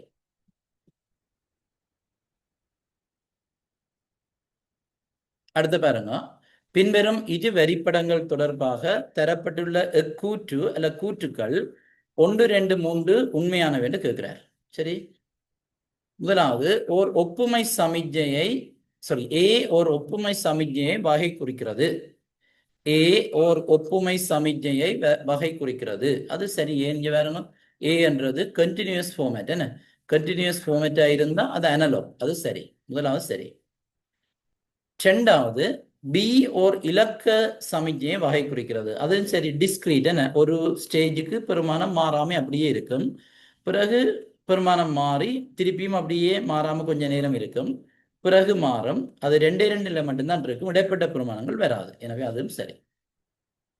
மூன்றாவது பாருங்க, பி ஆனது ஏயின் ஓர் இலக்கமாக்கிய வடிவம். பி வந்து ஏ இன்டு டிஜிட்டலைஸ்ட் ஃபார்மேட் சொல்றான். இதை நீங்க ஒருக்கா ஒப்சர்வ் பண்ணி பார்த்தீங்கன்னா பாருங்க, இதுல இந்த அனலோக்கின் நடுப்பகுதியிலேண்டி டொட்டட் லைன் போட்டிருக்காரு பாருங்க. இப்படி எல்லாம் போட்டிருக்கா தானே, ரைட்? இதுல அனலோக்கின் நடுப்பகுதியில் டொட் போட்டிருக்காரு. அதாவது இது இதை சொல்ற சாம்பிளிங் என்று. சாம்பிளிங்ன்றது என்ன? இந்த அனலோக் சிக்னலுக்கு அமைவான டிஜிட்டல், அதாவது அனலோக்கஸ் டிஜிட்டலைஸ் மாத்துறது, அதாவது அது இந்த டிஜிட்டலைஸ் வடிவம் அதை காட்டுறதுக்காக இந்த டொட்டட் போட்டிருக்கு. இங்க பாருங்க, இதுல உங்களுக்கு ஆம்பிளிடியூட் அதிகரிக்கிறது, அந்த இடத்தை இங்கே குறிச்சிருக்கிறார். அதுக்கு பிறகு உங்களுக்கு தெரியும், நாங்கள் என்ன செய்யலாது, டிஜிட்டலைஸ் இதில் சின்ன சின்ன மாற்றங்களை காட்டலாம். அது அப்படியே தொடர்ச்சியாக அந்த பெருமானங்களை காட்டுறோம். இங்கே இதில் இப்படி இருக்கிற பெருமானம் இங்கே டிஜிட்டலைஸ் பண்ணியிருக்கு. அதே மாதிரி இங்கே பாருங்க, இந்த பகுதியை பாருங்க, கீழே இந்த பகுதி தான் இங்கே காட்டியிருக்கு கீழே. அப்போ அங்கேயும் என்ன நடக்கும்? இதை அப்படியே நாங்கள் டிஜிட்டலைஸ் பண்ணிக்க சின்ன சின்ன பெருமானங்களை காட்டலாதானே, அப்போ அப்படியே தொடர்ச்சியாக காட்டுறோம். திருப்பி இங்கே பாருங்க, இந்த சாம்பிளிங்க மேலே அதான் இங்கே மேலே காட்டியிருக்கு. அங்கேயும் என்ன நடக்கும்? அதில் துவங்கி இருக்கின்றபடியா அதை நாங்கள் அடுத்தடுத்து சின்ன சின்ன பிரமாணங்களை காட்டல தசத்தில். எனவே டிஜிட்டலைஸ் பண்ணுறோம். எனவே மேலே இருக்கிற சிக்னல் தான் கீழேயும் வந்துருக்கு. ஆனால் மேலே அனலாக் ஃபார்மேட்டில் இருக்குது, கீழே டிஜிட்டல் ஃபார்மேட்டில் இருக்குது. அதை நாங்கள் டிஜிட்டலைஸ் பண்ணியிருக்கோம். ஸோ அதுவும் சரி, ரைட்? ஏன்ற அனலாக் வடிவம் அதை டிஜிட்டல் ஆக்கி இப்படி எடுத்திருக்கிறோம். அந்த டொட்டட் போட்டால் தான் அதை அந்த சாம்பிள் பண்ணி எடுக்கிறது. சரி, ஸோ இதுவும் சரி. அப்போ கேள்வி சரியானதானே பிள்ளை சொல்லினோம். அப்போ எல்லாம் சரி. எத்தனையாவது ஆப்ஷன்? 5வது. அடுத்த கேள்வி சமநிலை பிட்டுகள் தொடர்பாக பின்வருவது சரி. சமநிலை பிட் என்ன? ஒரு டேட்டாவை நீங்கள் அனுப்பிக்க அந்த டேட்டா பெர்மனெண்ட்டு அப்படியே போய் சேர்ந்துருக்குதான்னு பார்க்கறதுக்காக அந்த டேட்டாவோட சேர்த்து ஒரு பிட் ஒன்றை நாங்கள் சேர்த்து அனுப்புகிற தொழில்நுட்பம் தான் சமநிலை பிட்டு. இதில் ஈவன் பெரிட்டி இருக்குது, ஒட் பெரிட்டி இருக்குது. படித்து வச்சிருப்பீங்க நினைக்கிறேன், நான் இதை ஞாபகப்படுத்தல. இப்போ கேட்ட கேள்வி இருக்காப்பா. ஒரு பிட்டு தொடையில் உள்ள சமநிலை பிட்டு அப்பிட்டு தொடை தொடர்பாடப்பட்ட பின்னர் சீராக்கப்படுகிறது. ரெண்டாவது, ஒரு பிட்டு தொடை என்ன அர்த்தம்? ஒரு பிட் ஸ்ட்ரீம். அதாவது இப்போ நாங்கள் இப்படி எழுதுறாங்க 1 இப்போ நான் இப்படி எழுதினா, இப்போ நான் ஒரு கொஞ்சம் டேட்டாவை பைனரி ஃபார்மேட்டில் எழுதினா 1 0 இப்போ 1 1 இப்படி எழுதினா இதுதான் இந்த பிட் ஸ்ட்ரீம். பிட்டு தொடைன்றவர் சொல்கிற இதுதான் ஒரு தரவு. இதான் இது ஒரு தரவு பைனரி ஃபார்மில் இருக்குது. ரெண்டாவது, ஒரு பிட்டு தொடையில் உள்ள சமநிலை பிட்டு அத்தொடையின் மொத்த 1 பிட்டுகளின் எண்ணிக்கை இரட்டையாக அல்லது ஒற்றையாக இருப்பதை உறுதிப்படுத்துவதற்காக தெரிவிக்கப்படுகிறது. மூன்றாவது, ஒரு தொடர்பாடலின் ஊடுகடத்தல் கதி சமநிலை பிட்டுகளினால் அதிகரிக்க செய்யப்படுகிறது. இதைத்தானே இது உங்களுக்கு ஃபுல்லாக தெரியும். இது பிள்ளையண்டு அதன் வேகத்தை நாங்கள் சமநிலை பிட்டை போட்டு ஒரு நாளும் அதிகரிக்க இயலாது. அடுத்தது, வழுக்களை திருத்துவதற்காக என்ன, நீங்கள் ஒரு பிட்டை போட்டீங்கன்னா அது இந்த டேட்டா பெருசாகமே ஒழிய, பெருசானா ஸ்லோவாகமே ஒழிய வேகமாக்கிறாது. வழுக்களை திருத்துவதற்காக ஒரு தொடர்பாடலின் பின்னர் சமநிலை பிட்டை சேர்க்கப்படுது. இல்லை என்ன, தொடர்பாடல் ஆரம்பிக்கையே போட்டுருவோம் தானே, பின்னர் சேர்க்கிறோமோ இல்லை தானே, அதுவும் பிள்ளை. ஒரு தரவு ஊடுகடத்தலுக்கு தேவையான மறைகுறியாக்கம் சமநிலை பிட்டுகள் தான் வழங்கப்படுகிறது இல்லையா? என்கிரிப்ஷனுக்கு நாங்கள் அதுக்கும் இந்த இதுக்கும் என்னது எங்களுடைய parity பிட்டுக்கும் தொடர்பில்லை. என்கிரிப்ஷன்ன்றது டேட்டாவை உருமாற்றுறது. ரைட். அப்போ முதலாக பாருங்க, ஒரு பிட்டு தொடையில் உள்ள சமநிலை பிட்டு அப்பிட்டு தொடை தொடர்பாடப்பட்ட பின்னர் சீராக்கப்படுதா? இல்லை தானே?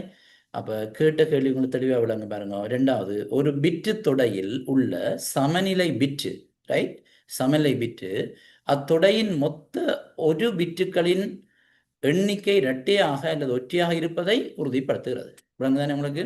அந்த பரிட்டி பிட் போடுறீங்கன்னே 1, முன்னுக்கு 1 அல்லது 0 போடுவீங்கன்னே, அது எது அடிப்படையாக கொண்டு போடுறீங்க? உங்களோட டேட்டாவில் சும்மா ஒரு உதாரணம் மட்டும் சொல்றேனே. இப்போ எக்ஸாம்பிளுக்கு இப்படி ஒன்று இருந்தா, இப்போ நான் இப்படி ஒரு தரவை அனுப்ப போறேன் இல்லையா, ரைட்? இப்போ உதாரணத்துக்கு இதை நான் ஒட்பெரிட்டியில் அனுப்ப போறேன் வைங்களேன், ஒற்றை சமநிலை சரிபார்ப்பு. நான் என்ன பார்க்கணும்? இதுல இருக்கிற ஒன்றுகளின் எண்ணிக்கையை பார்த்து, அது ஒற்றை எண்ணா தானே இருக்கு, ஒற்றை எண்ணா இருந்தா நான் என்ன செய்யணும்னா பேரிட்டி பிட்டா சைவர் போடணும். அப்ப இதுல இருக்கிற ஒன்றுகளின் அடிப்படையில தான், அதன் எண்ணிக்கையின் அடிப்படையில தான் இந்த பேரிட்டி பிட் தீர்மானிக்கப்படுது. இதை ஒருவேளை ஏன் நான் 0 போட்டனால், ஏற்கனவே ஒன்றுகளின் எண்ணிக்கை ஒற்றை எண்ணில் இருக்கு, எனவே அந்த ஒற்றை எண்ணை தொடர்ச்சியா பேன்றதுக்காக 0 போட்டேன். இப்ப இதே நாங்கள் ஈவன் பெரிட்டி என்னடுங்களேன், இரட்டை சமநிலை சரிபார்ப்பு. எனவே அதுல என்ன பார்க்கணும்? நீங்க அனுப்புற தரவில் இருக்கிற ஒன்றுகளின் எண்ணிக்கை இரட்டை எண்ணா இருக்கும். ஆனா இப்போ ஒற்றை எண்ணா தானே இருக்கு. அப்ப நீங்க என்ன செய்றீங்க? இரட்டை எண் ஆக்குறதுக்கு இதை 1 போடுறேன். அப்ப இப்ப இந்த நான் சொன்ன இந்த விடயத்தோட போய் கூட்டி ஒப்பிட்டு பாருங்க, உங்களுக்கு விளங்கும் சரியென்று. ஒரு பிட்டு தொடையில் உள்ள சமநிலை பிட்டு, அதான் இப்ப முன்னுக்கு போட்டுறாங்க, சமநிலை பிட்டு அத்தொடையின் மொத்த ஒரு பிட்டுகளின் எண்ணிக்கை இரட்டையாக அல்லது ஒற்றையாக இருப்பதை உறுதிப்படுத்துவதற்காக தெரிவிக்கப்படுகிறது என்றது சரி. சரிதானே? ஆன்சர் 2வது. 20வது கொஞ்சம் சார்ஜ் உள்ள.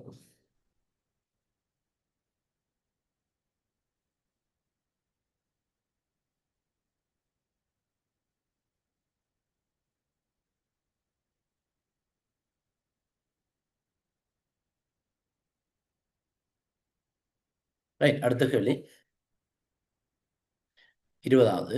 ஒரு பொது ஆளியிட்ட தொலைபேசி வலையமைப்பிலிருந்து PSTN, பப்ளிக் சுவிட்ச் டெலிஃபோன் நெட்வொர்க்னு சொல்றது, பப்ளிக் சுவிட்ச் அல்ல சுவிட்சிங் டெலிஃபோன் நெட்வொர்க், ஓர் ஒப்புமை சமிக்ஞை கிடைக்கும் போது முடத்தின் தொழில். PSTN என்றது ஒன்று விளைவில் இந்த நாங்கள் சாதாரண கதைக்கிறதுக்கு பாவிக்கிற டெலிஃபோன், அந்த கொப்பை வயர் இருக்குது தானே, நீங்கள் டெலிஃபோன் கூட லேண்ட் ஃபோன் அதைத்தான் சொல்கிறது. அதாவது கொப்பை வயர், அது ட்விஸ்டட் பேர் கேபிளாக இருக்கலாம், கோஎக்சியல் கேபிளாக இருக்கலாம், அதை பாவிச்சு வாய்ஸை நீங்கள் ஊடுகடத்துறதுக்கு பாவிக்கிற அந்த இணைப்புக்கு தான் PSTN நாங்கள் பாவிக்கிற லேண்ட் ஃபோன். ரைட். அதில் முடத்தின் தொழிற்பாடு என்னென்று கேட்கிறார். சிறந்த தெளிவுக்காக அது சமிக்ஞையை விதியலாக்குறது, ஆம்பிளிஃபை பண்ணுறது முடத்தின் தொழிற்பாடு இல்லைன்னு, அது ஆம்பிளிஃபயர். தேக்குவதற்காக அது சமிக்ஞையை நெருக்குகிறது இல்லை, கொம்ப்ரஸ் பண்ணி சமிக்ஞையின் சைஸை குறைக்கிறது, அது இந்த வேலை இல்லை. அது சமிக்ஞையை மறுபடியும் இலக்க முறை வடிவத்திற்கு பண்பிறக்கம் செய்கிறது, அதான் ஆன்சர். ஏனென்றா உங்களுக்கு தெரியும், நாங்கள் சாதாரணமாக வாய்ஸை இந்த ட்விஸ்டட் பேர் கேபிளோ அல்லது கோஎக்சியல் கேபிளால் அனுப்புறது தான் PSTN நடக்குது. எனவே வாய்ஸ் வந்து அனலாக் வடிவிலான் இருக்கு. ஆனால் எங்களோட கம்ப்யூட்டர் எல்லாம் டிஜிட்டல் தரவை தானே அண்டர்ஸ்டாண்ட் பண்ணும். எனவே அது இலக்க முறை சமிக்ஞையை சமிக்ஞை என்று சொல்றது அனலாக், அதை என்ன செய்யும்? டிஜிட்டலாக மாற்றும். அதுதான் ஆன்சர். மற்றவர்கள் பாருங்களேன், அது பாதுகாப்பிற்காக சமிக்ஞையை மறைகுறியாக்குறது இல்லைன்னு, முடம் என்கிரிப்ஷன் செய்கிறேன். ஊடுகடத்துவதற்காக சமிக்ஞையை மேலும் பண்பேற்றுகிறது இல்லை. ஸோ ஆன்சர் வந்து 3வது. அடுத்த கேள்வி.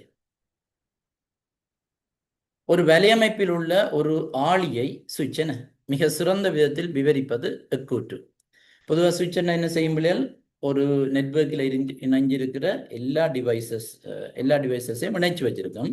அதே மாதிரி நாங்கள் அனுப்புகிற டேட்டாவை எந்த கணனி ரிசீவரோ அவருக்கு மட்டும் அதை அனுப்பிவிடும். சரி. அப்போ ஆன்சரை பாருங்க. தெளிவான ஊடுகடத்தலுக்கு அது தரவு சமிக்ஞைகளை விதியலாக்குறது. திருப்பியும் பிள்ளை சுவிட்ச் ஒரு நாளும் ஆம்பிளிஃபை பண்ணுறது இல்லை. அடுத்தது, உள்வரும் எல்லா தரவுகளையும் அது வலையமைப்பில் உள்ள ஒவ்வொரு சாதனத்திற்கும் எப்போதும் தொலைபரப்பல் செய்கிறது. அது சுவிட்சுக்கு வர தரவை என்ன செய்தால் சுவிட்சில் இணைஞ்சிருக்க எல்லா டிவைஸுக்கும் அனுப்புவான். அதான் ப்ராட்காஸ்ட் என்ற என்ன? ஒரு டிவைஸ்ல இருந்து எல்லா டிவைஸுக்கும் அனுப்புறது. யூனிகாஸ்ட் என்ற என்ன? ஒரு டிவைஸ்ல இருந்து இன்னொரு டிவைஸுக்கு மட்டும் அனுப்புறது. அதாவது 1 to 1, A என்ற டிவைஸ் இன்னொரு டிவைஸுக்கு அனுப்பினா யூனிகாஸ்ட். ப்ராட்காஸ்ட்னா ஒரு டிவைஸ் தன்னோட இணைஞ்சிருக்க எல்லாருக்கும் அனுப்புறது, அது ப்ராட்காஸ்ட். மல்டிகாஸ்ட்னா என்ன?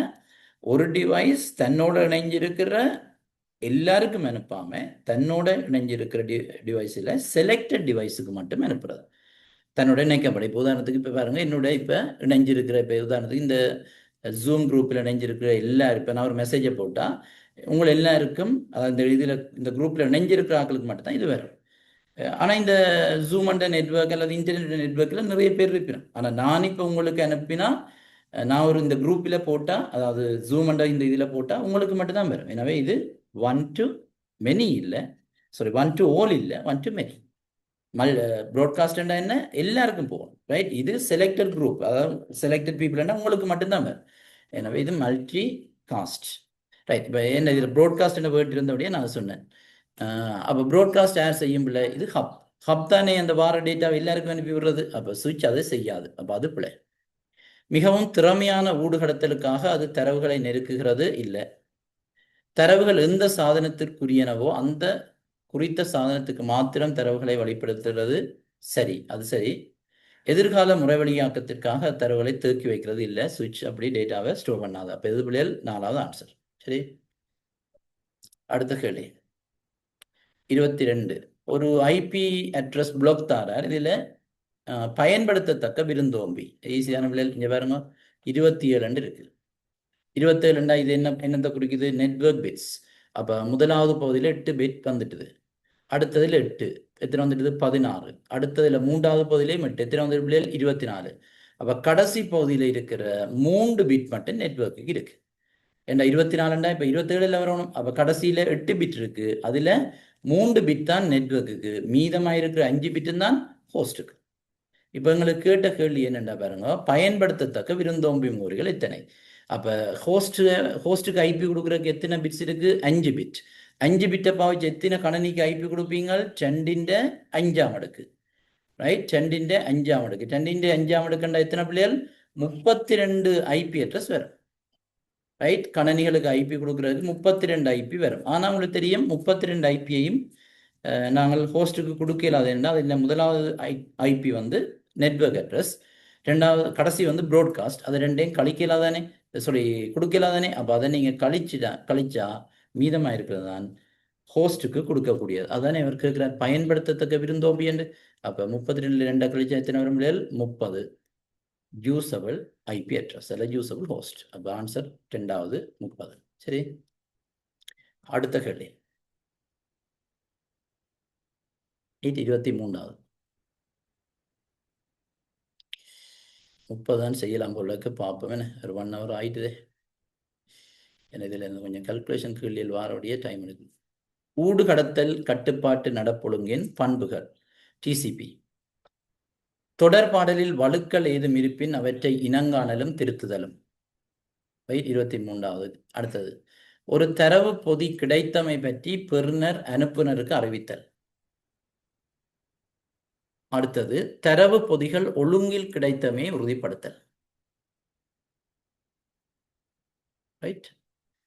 ஸோ டிசிபியின் பண்புகள் கேட்கிற ஒன்று, தொடர்பாடலில் வழுக்கள் ஏதும் இருப்பின் அவற்றை இனங்காணலும் திருத்தலும். உங்களுக்கு தெரியும் டிசிபி வந்து எரர் கரெக்ஷன் செய்யும். என்ன டேட்டா வந்து டிரான்ஸ்போர்ட்ல இருக்கக்கூடியதானே. அப்போ டேட்டா வந்து இடையில ஏதாவது அழிவடைஞ்சா திருப்பி சென்டரை ரிக்வெஸ்ட் பண்ணி அழிவடைஞ்ச தரவுகளை திருப்பி அனுப்ப கோரும். எனவே சரி. அதே மாதிரி தரவு பொதி கிடைத்தமை பற்றி பெறுநர் அனுப்புனருக்கு அறிவிக்கும். இங்கே உங்களுக்கு தெரியும் அக்னாலஜ்மெண்ட் கிடைக்கும். அதாவது ஒரு டேட்டா வந்துட்டுதுன்னா ரிசீவர் என்ன செய்வார்? சென்டருக்கு சொல்லுவார், இந்த டேட்டா நான் ரிசீவ் பண்ணிட்டேன். அப்போ அக்னாலஜ்மெண்ட் கிடைக்கும். அப்போ அதுவும் சரி. மூன்றாவது பாருங்க, தரவு பொதிகள் ஒழுங்கில் கிடைத்தமை உறுதிப்படுத்தல். டிசிபியில் அந்த ஆர்டர் டெலிவரி வந்து உறுதிப்படுத்தப்படும். அதாவது இப்போ உங்களுக்கு தெரியும் அனுப்புனர் முனையில் டேட்டா எல்லாம் என்ன செய்யப்படும் பிள்ளைகள்? அனுப்புனர் முனையில் எல்லாம் சின்ன சின்ன பாகங்களாக பிரிக்கப்பட்டு தான் அனுப்பப்படும். அது பெறுநர் முனைக்கு போய் சேர்ந்த உடனே என்ன செய்யப்படணும்? எல்லாம் சரியான ஒழுங்கில சேர்க்கப்படணும். அப்போ சரியான ஒழுங்கில சேர்க்கப்படுதா இல்லையான்றது கட்டாயமாக உறுதிப்படுத்தப்படும் டிசிபியில். யூடிபியில் என்ன ஓர்டரில் போய் சேரும்னு எங்களுக்கு தெரியாது. ஸோ அப்போ அதுவும் சரிதானே இல்லை? அப்போ ஏபிசி எல்லாம் சரி. 24வது. ஒரு புதிய முறைமையை ஒரு குறித்த திகதியில் சேவை நாடுனருக்கு முழுமையாக விடுவித்தல் வேண்டும். ஒரு குறித்த முறைமையை ஒரு குறித்த திகதியில் சேவை நாடுனர் என்ற கிளையண்ட், அதாவது யாருக்கு சிஸ்டத்தை உருவாக்குறீங்களோ அவை முழுமையாக விடுவித்தல் வேண்டும். எந்தவித பகுதி ஒப்படைப்புகளும் இருத்தல் ஆகாது. அவர் என்ன சொல்றாருன்னா, இப்போ அந்த சிஸ்டத்தை நீங்கள் ஃபுல்லாக அவர்கிட்ட கொடுக்கணுமே ஒழிய பகுதி பகுதி அவரை காட்டி காட்டி காட்டி அதை விருத்தி செய்யக்கூடாது. ரைட். மேலும் எந்தவித குறிமுறையாக்கலும் ஆரம்பிக்கப்படுவதற்கு முன்பாக முறைமை கட்டமைப்பும் வடிவமைப்பும் முழுமையாக வரையறுக்கப்படும். சரிதானே? நீங்கள் எந்த கோடிங் துவங்குறதுக்கு முதல் எல்லா தேவைகள் எல்லா கட்டமைப்பையும் ஃபுல்லாக என்ன சொல்றது ஃபிக்ஸ்டாக்கி போடணும். சரி. இம்முறைமை விருத்திக்கு உகந்த மாதிரியங்கள் வாசிக்க உங்களுக்கு விளங்கி இருக்குது. இதில் சுருளியிலே அப்படி இல்லை பிள்ளைகள். சுருளியில தேவைகளை கொஞ்சம் தான் எடுப்போம் ஆரம்பத்தில், தெரிஞ்ச தேவைகள் தான். அப்புறம் நாங்கள் ஒவ்வொரு தடவை ஜூஸ் எடுத்து கொடுத்து எல்லாம் ரிக்வயர்மெண்ட்ஸ் எடுத்து தானே ஃபீட்பேக் எடுத்து தானே மேம்படுத்துறாங்க. அப்போ அவர் சொல்லிட்டு அவங்களுக்கு சேவையின் நாடுனருக்கு முழுமையாக தான் கொடுக்கணும், போதிய போதியாக கொடுக்கல. அப்போ அது பிள்ளை. சுறுசுறுப்பும் அப்படி தானே. அஜைலும் மெயினாக படிச்சிருக்கிறோம். கஸ்டமர் இன்வால்வ்மெண்ட் தான் கூட. அதாவது கொஞ்சம் இப்போ உதாரணத்துக்கு அவங்க ரிக்வயர்மெண்ட்ஸ் எடுத்துட்டு அவர்கிட்ட கொடுத்து திருப்பியாவே ஏதாவது ஃபீட்பேக் சொன்னால் அதை திருப்பி நாங்கள் எடுத்து மாடிஃபை பண்ணி கஸ்டமர் என்ன எல்லாம் சொல்கிறாரோ உடனே முழுக்க எல்லாத்தையும் எடுத்தெடுத்து தான் நாங்கள் அதை திருப்தியாக்குவோம். அவரை கஸ்டமர் இன்வால்வ்மெண்ட் மிக கூடினது அஜைல். அஜைலில் இந்த ப்ரோட்டோடைப் பேட்டர்ன்லாம் செய்வோம். அப்போ சிஸ்டத்தை அடிக்கடி எல்லாம் கொடுப்போம் தானே. அப்போ வாட்டர்ஃபாலில் மட்டும்தான் சிஸ்டம் கடைசியாக கொடுக்கப்படும். அதே நேரம் அந்த கோடிங் எல்லாம் எழுதுறதுக்கு முதல் என்ன செய்யணும், எல்லாத்தையும் ஃபிக்ஸ் பண்ணிடணும். ஏனென்றால் வாட்டர்ஃபாலில் செய்து முடிச்ச ஒரு கட்டத்துக்கு திருப்பி போகலாம். அப்போ ஆன்சர் வாட்டர்ஃபால். ஸோ இலகுவான கேள்வி நினைக்கிறேன். 25வது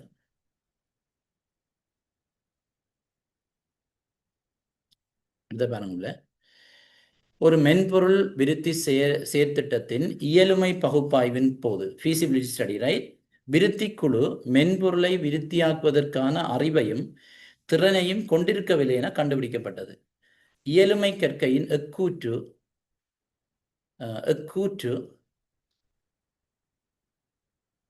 இயலுமை கற்கையின் எக்கூறு இப்பிரச்சனை இனம் கண்டுள்ளது. என்ன சொல்லினா, அந்த ஃபீசிபிலிட்டி ஸ்டடி செய்யக்க அவை ஒன்று அவதானிச்சிருக்கணும். என்ன, விருத்திக்குழு மென்பொருளை விருத்தியாக்குவதற்கான அறிவையும் திறனையும் கொண்டிருக்கல அண்டு கண்டுபிடிக்கணும். அப்போ என்ன பிள்ளைகள், அதாவது அந்த சிஸ்டத்தை உருவாக்குறதுக்குரிய தொழில்நுட்பவியலாளர்களோ தொழில்நுட்பமோ அவற்றை இல்லைன்னு அப்படித்தானே கண்டுபிடிச்சிருக்கணும். எனவே தொழில்நுட்ப இயலுமை, டெக்னிக்கல் ஃபீசிபிலிட்டி.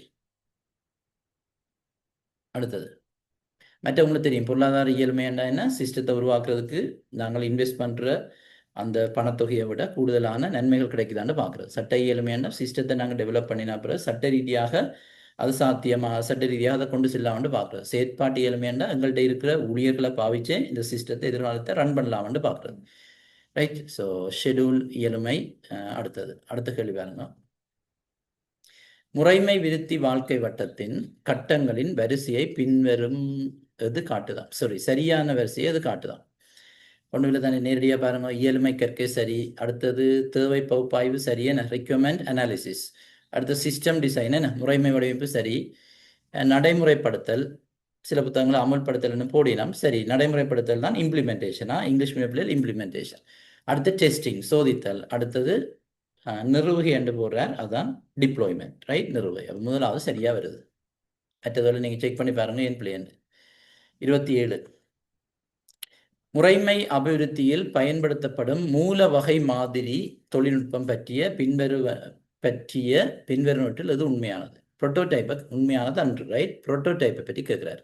புரோட்டோடைப்னா என்ன பிள்ளைகள், ஒரு சிஸ்டத்தை உருவாக்குறதுக்கு முதல் ஒரு வரையறுக்கப்பட்ட தேவையை எடுத்து ஒரு வரையறுக்கப்பட்ட இயல்புகளை கொண்ட சிஸ்டத்தை உருவாக்கி பயன்கிட்ட கொடுத்து அவற்றை ரிக்வயர்மெண்ட்ஸ் எடுத்து அதை கொஞ்சம் மேம்படுத்தி அடுத்த புரோட்டோடைப்பை கொடுத்து இப்படி பயனற்ற முழு தேவையை உருவாக்குறதில்ல, பயனர்களுக்கு ஒரு ஐடியாவை கொடுக்குறது. உங்களோட சிஸ்டம் இப்படித்தான் வரப்போகுதுன்றதை கொடுக்கறதுக்காக, ஒரு ஐடியாவை கொடுக்கறதுக்காக புரோட்டோடைப்பை உருவாக்கும். அதுக்காக ஒரு புரோட்டோடைப்பில் விட மாட்டோம். தேவைகள் எடுத்து ஒரு புரோட்டோடைப் பண்ணுற ஒரு சிஸ்டம் தானே இல்லை, சிஸ்டத்தை கொடுத்து பிறகு வேறு தேவையில் சேர்த்து 2-3 புரோட்டோடைப்பை கொடுத்துட்டு கஸ்டமர் ஓகே அவருக்கு அந்த ஃபைனல் சிஸ்டம் எப்படி வரப்போகுதுன்றெல்லாம் தெரிஞ்சிட்டுதுன்னா அதுக்கு பிறகு ப்ரோட்டோடைப்பை டிஸ்கார்ட் பண்ணிட்டு, நேற்று சொல்லிட்டு பண்ணிக்கிறேன், டிஸ்கார்ட் பண்ணிட்டு புதுசாக சிஸ்டத்தை உருவாக்கும். ஸ்பைரல் அப்படி இல்லை. ஸ்பைரல் அப்படியே அதை மேம்படுத்தி கொண்டு போய் ஃபைனல் சிஸ்டம் வரும். இது ப்ரோட்டோடைப்பை நாங்கள் தூக்கி எறிஞ்சு போட்டு திருப்பி சிஸ்டம் உருவாக்குவோம். அதுதான் ப்ரோட்டோடைப். இப்போ கேட்ட கேள்வி ப்ரோட்டோடைப் பற்றினதில் உண்மையற்ற கூற்று. மூல வகை மாதிரிகள் முறைமை சோதனை கட்டத்தின் போது பயனர்களினால் அங்கீகரிக்கப்பட வேண்டும். மூல வகை அதாவது ப்ரோட்டோடைப்பை வந்து முறைமை சோதனை கட்டத்தில் பயனர்கள் அங்கீகரிக்கப்படணும் இல்லைன்னு. மூல வகை மாதிரியம் ஒவ்வொரு செயற்திட்டத்திலும் தேவையற்றது அல்ல உகந்தது என்று என்ன சொல்றார்? மூல வகை மாதிரி என்ன, மூல வகை மாதிரி ஒவ்வொரு செயற்திட்டத்திலும் தேவையற்றது அல்ல உகந்தது என்று. அது சரி, ஏனென்றா மூல வகை மாதிரியம் வந்து எல்லா ப்ரொஜெக்டுக்கும் தேவையில்லை தானே. என்ன இப்போ உங்களுக்கு இப்போ என்ன தேவைப்பாடுகள் எல்லாம் ஃபிக்ஸ்டாக இருந்தால் நீங்கள் வாட்டர்ஃபால்லே உருவாக்கிடலாம். அப்போ அந்த இடத்துல நீங்கள் மூல வகை மாதிரியத்துக்கு தான் போகணும் இல்லை தானே. சிலதுக்கு அது தேவைப்படுமே ஒழிய எல்லாத்துக்கும் பயன்படுத்தலாம். அது சரி, உகந்தது அன்றன்னு சொல்கிறார். அது சரி, எங்களுக்கு கிட்ட பிழையானது வரணுமா? அடுத்தது, வெற்றிகரமான மூலவகை மாதிரி பயனரின் தேவைகளையும் எதிர்பார்ப்புகளையும் நன்கு பூர்த்தி செய்யும் ஒரு முறைமையை விருத்தி செய்ய உதவும். அது சரி, என்ன நான் முதலே சொல்லிட்டேன். ப்ரோட்டோடைப்பின் மெயின் ஐடியா வந்து யூசருக்கு ஒரு ஐடியாவை கொடுக்குறோம். உங்களோட சிஸ்டம் எதிர்காலத்தில் இப்படித்தான் வரப்போகுதுண்டு. அப்போ அதுவும் சரி, அப்போ அதுவும் வராது.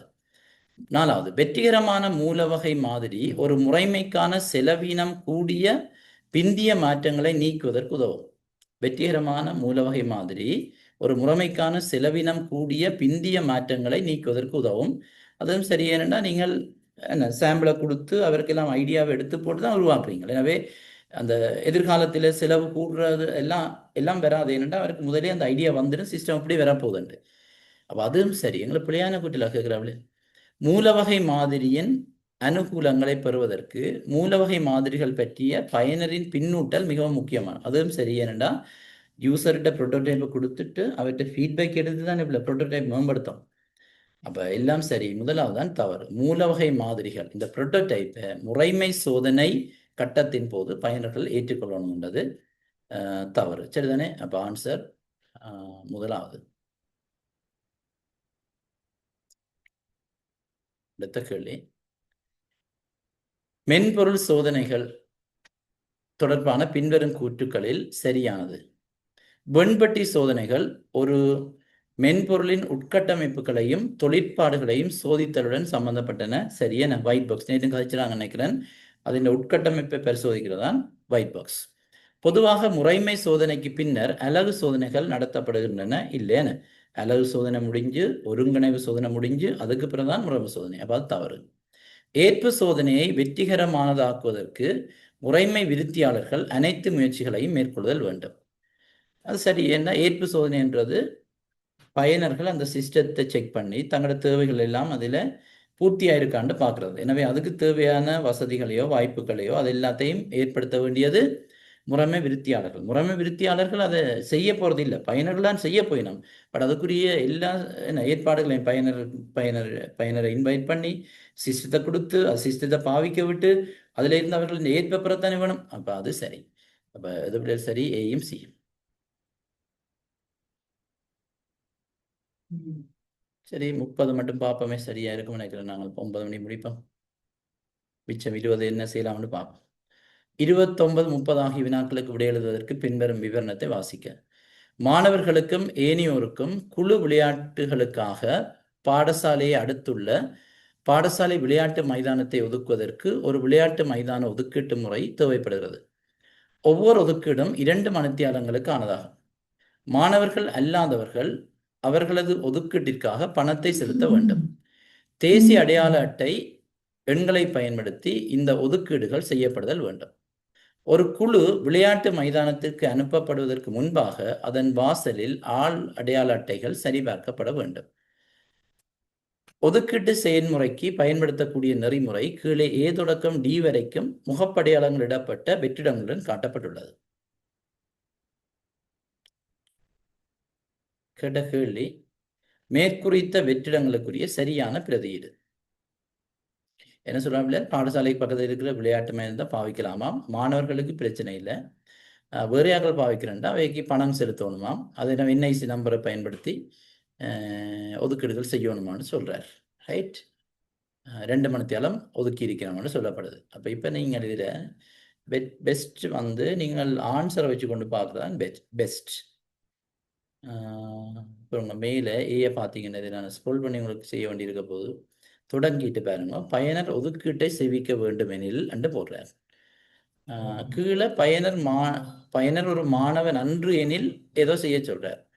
அப்ப ஆரம்பத்துல பயனர் ஒதுக்கீட்டை செய்ய வேண்டுமெனில் என்றெல்லாம் போடுறார். அப்போ ஒதுக்கீட்டை செய்யணுமெண்டா முதல் என்ன செய்யணும்னு சொல்லுவாங்க. அப்போ கட்டாயமா அவைந்த டைம் ஸ்லோட் இருக்கு தானே, என்னென்ன நேரங்கள் இருக்குன்னு அதை காண்பிக்கத்தானே வேணும். அப்ப ஏ தற்போது உள்ள ஒதுக்கீடுகளை காட்சிப்படுத்துகிட்டு தானே, அதை காட்டி போட்டு தானே இப்ப அவைக்கு டைம் தங்களுக்கு டைம் இருந்தால் தானே இப்ப ஒதுக்கி வேணும். அப்ப ஏயில வந்து தற்போதுள்ள ஒதுக்கீடுகளை காட்சிப்படுத்த வரப்போகுது. அப்படி வந்தா 1 2 3 இதுல ஏதோ ஒன்று வரப்போகுது. சரிதானே, 1 2 3 விளங்குதா? ஏனென்றா இது எப்படி கண்டுபிடிச்ச நாங்கள் அடுத்ததை வச்சு பயனர் ஒதுக்கீட்டை செவிக்க வேண்டும் எனில் தாங்க. பயனர் ஒதுக்கீட்டை செவிக்கணும்னா முதல் எவ்வளவு எந்தெந்த இடங்கள் ஃப்ரீயா இருக்குன்னு பார்க்கணும். ஸோ ஏ சரி. பிஏ பாருங்க, பயனர் ஒதுக்கீட்டை செவிக்க வேண்டுமெண்டா அங்கால 2 இடம் போடுறேன். ஆனா பிறகு சொல்றேன் பயனர் ஒரு மாணவன் அன்று எண்ணிலண்டா என்ன செய்யணும். அப்ப பிஏ பாருங்க, பிஏ என்னவா இருக்கும், ஏ ஒதுக்கீடுல காட்சிப்படுத்திட்டான். அடுத்தது இப்ப என்ஐசிய பெறுகன்றதெல்லாம் மாணவருக்கு பிறத்தவில்லை தானே, நோமலான ஆளுண்டா தான் பெறணும், மாணவன்டா பிறத்தவில்லை. அப்ப கட்டமா பி என்ஐசியா போடையில அதேண்டா கீழே பாருங்க, பயனர் ஒரு மாணவன் அன்று எனில் அண்டா தான் அங்கே ஏதோ வேலை வரப்போகுது. அப்ப என்னவா இருக்கும், பயனர் ஒதுக்கீட்டை செவிக்க வேண்டும் அண்டா அடுத்து என்ன போறணும், அவைகிட்ட இருந்து தியதியை பெறணும். அப்படித்தானே, பி தியதியை பெறணும். ஏதாவது வித்தியாசப்படுதான்னு பார்ப்போம். முதலாவது 2வது சரியா வருது, தியதியை பெறணும். சரி, தியதி பெற்றாச்சு. அதுக்கு பிறகு சி வருது, அதுக்கு பிறகு சி போடுறார்.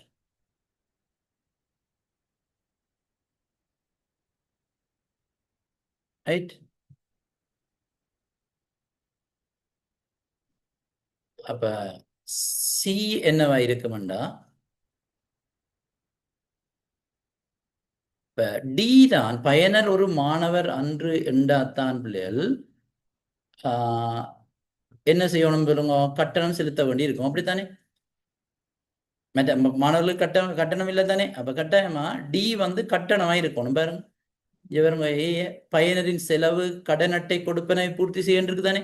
அப்ப டி வந்து அதான் இருக்கணும். ஏனண்டா மாணவன் அன்றுண்டா தான் கட்டணம் செலுத்தணும். மேல சொல்லிட்டார் மாணவன் கட்டணம் செலுத்த தேவையில்லை தானே.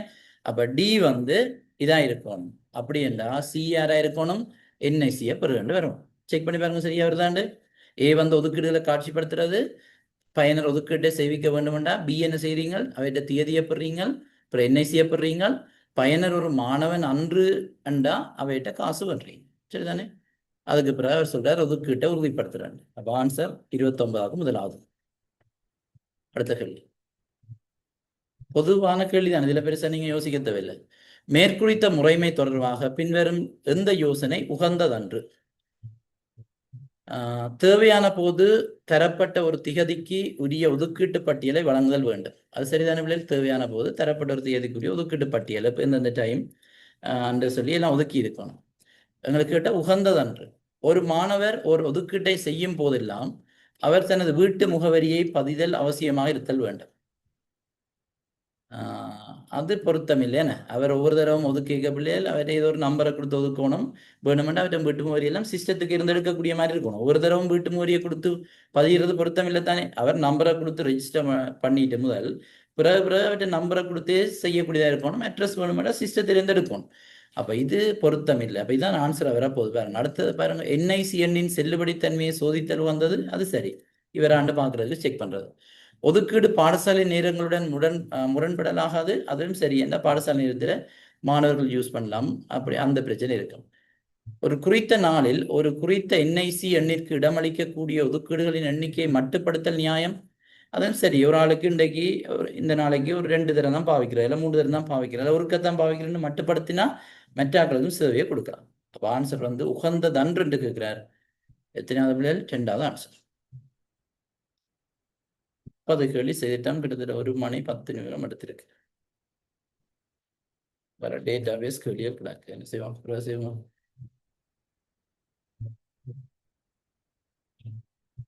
டக்குன்னு இதை முடிச்சு விடுறேன், இந்த பக்கத்தில் டக்குன்னு முடிச்சு விடுறேன். 34 மட்டும் போகும். 5 மினிட்ஸில் முடிப்பேன் டக்குன்னா. அவனிங்க இருக்கா? ஒரு நிறுவனத்தில் ஒரு குறித்த கற்கை நெறிக்கு பதிவு செய்துள்ள ஒரு மாணவன் தொடர்பாக பின்வரும் தொடர்பை கருதுக. ஒரு ரிலேஷனா ஒரு டேபிள் தாரேன். எஸ்என்ஓண்டா மாணவന്റെ തനിயான பதிவெண்ணாம், എസ്എൻഐസി மாணவனின் தேசிய அடையாள அட்டை எண்ணாம், எஸ்நேம் மாணவന്റെ பேராம், எஸ்போன் மாணவனின் ஒரு தொலைபேசி எண்ணாம், ப்ரோக்ராம் நம்பர் மாணவன் பதிவு செய்துள்ள கற்கைநெறியின் தனியனானன் யூனிக் நம்பர் என்று சொல்றார். பின்வற்றில் எது அல்லவை சரியானவை? எஸ்என் ஒரு முதன்மை சாவியா இருக்க முடியும், சரிதானே?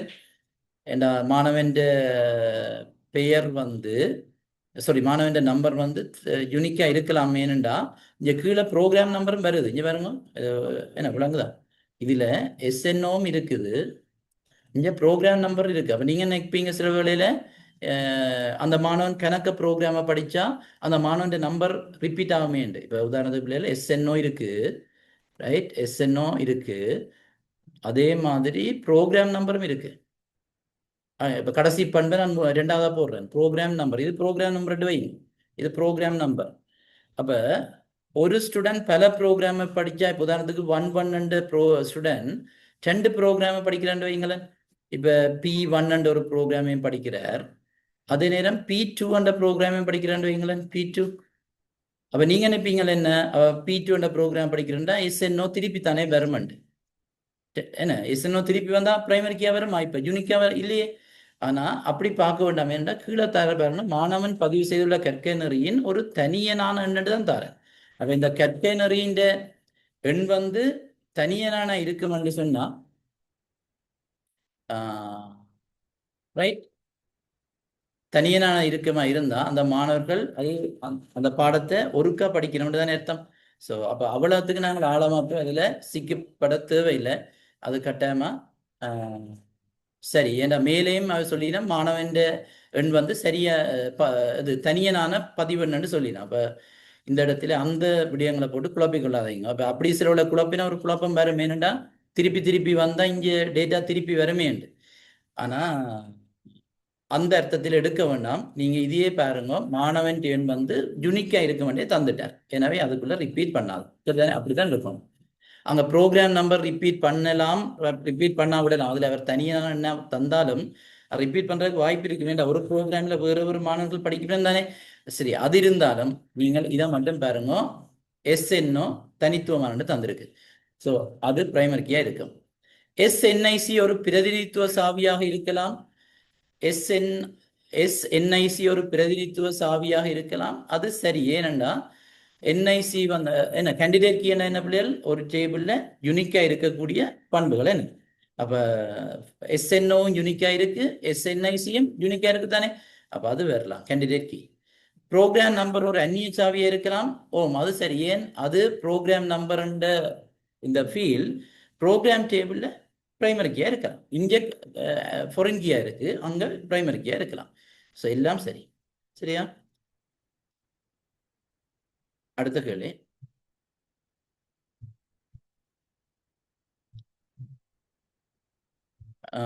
பின்வருவற்றில் சரியானது அல்ல சரியானவை. ஓர் அட்டவணை பல பிரதிநிதித்துவ சாவிகளை கொண்டிருக்க முடியும். சரி, இது நான் பேசிக் உங்களுக்கு விளங்கப்படுத்த தேவையில்லை. ஓர் முதன்மை சாவி எப்போதும் ஒரு பிரதிநிதித்துவ சாவியாகும். சரி, கட்டாயம் உங்களுக்கு தெரியும், கேண்டிடேட் கீழே இருந்துதான் நாங்கள் ஒரு கீயை பிரைமரி கீ ஆக்குறாங்க. ஒரு வேளையில ஒரே ஒரு கேண்டிடேட் கீ தான் இருக்குண்டா அவர் கட்டாயமா பிரைமரி கீயா வருவார். ஒன்றுக்கு மேற்பட்டது இருந்தால் அதில் ஏதாவது ஒன்றை நாங்கள் பிரைமரி கீ ஆக்குவோம், மற்றதெல்லாம் மாற்று சாவிகளாக மாறிடும், ஆல்டர்னேட் கீ ஆகிடும். அதுவும் சரி. ஒரு அட்டவணையின் ஒரு பிரதிநிதித்துவ சாவி வேறொரு அட்டவணையில் ஒரு அந்நிய சாவியாக பயன்படுத்தப்படலாம்.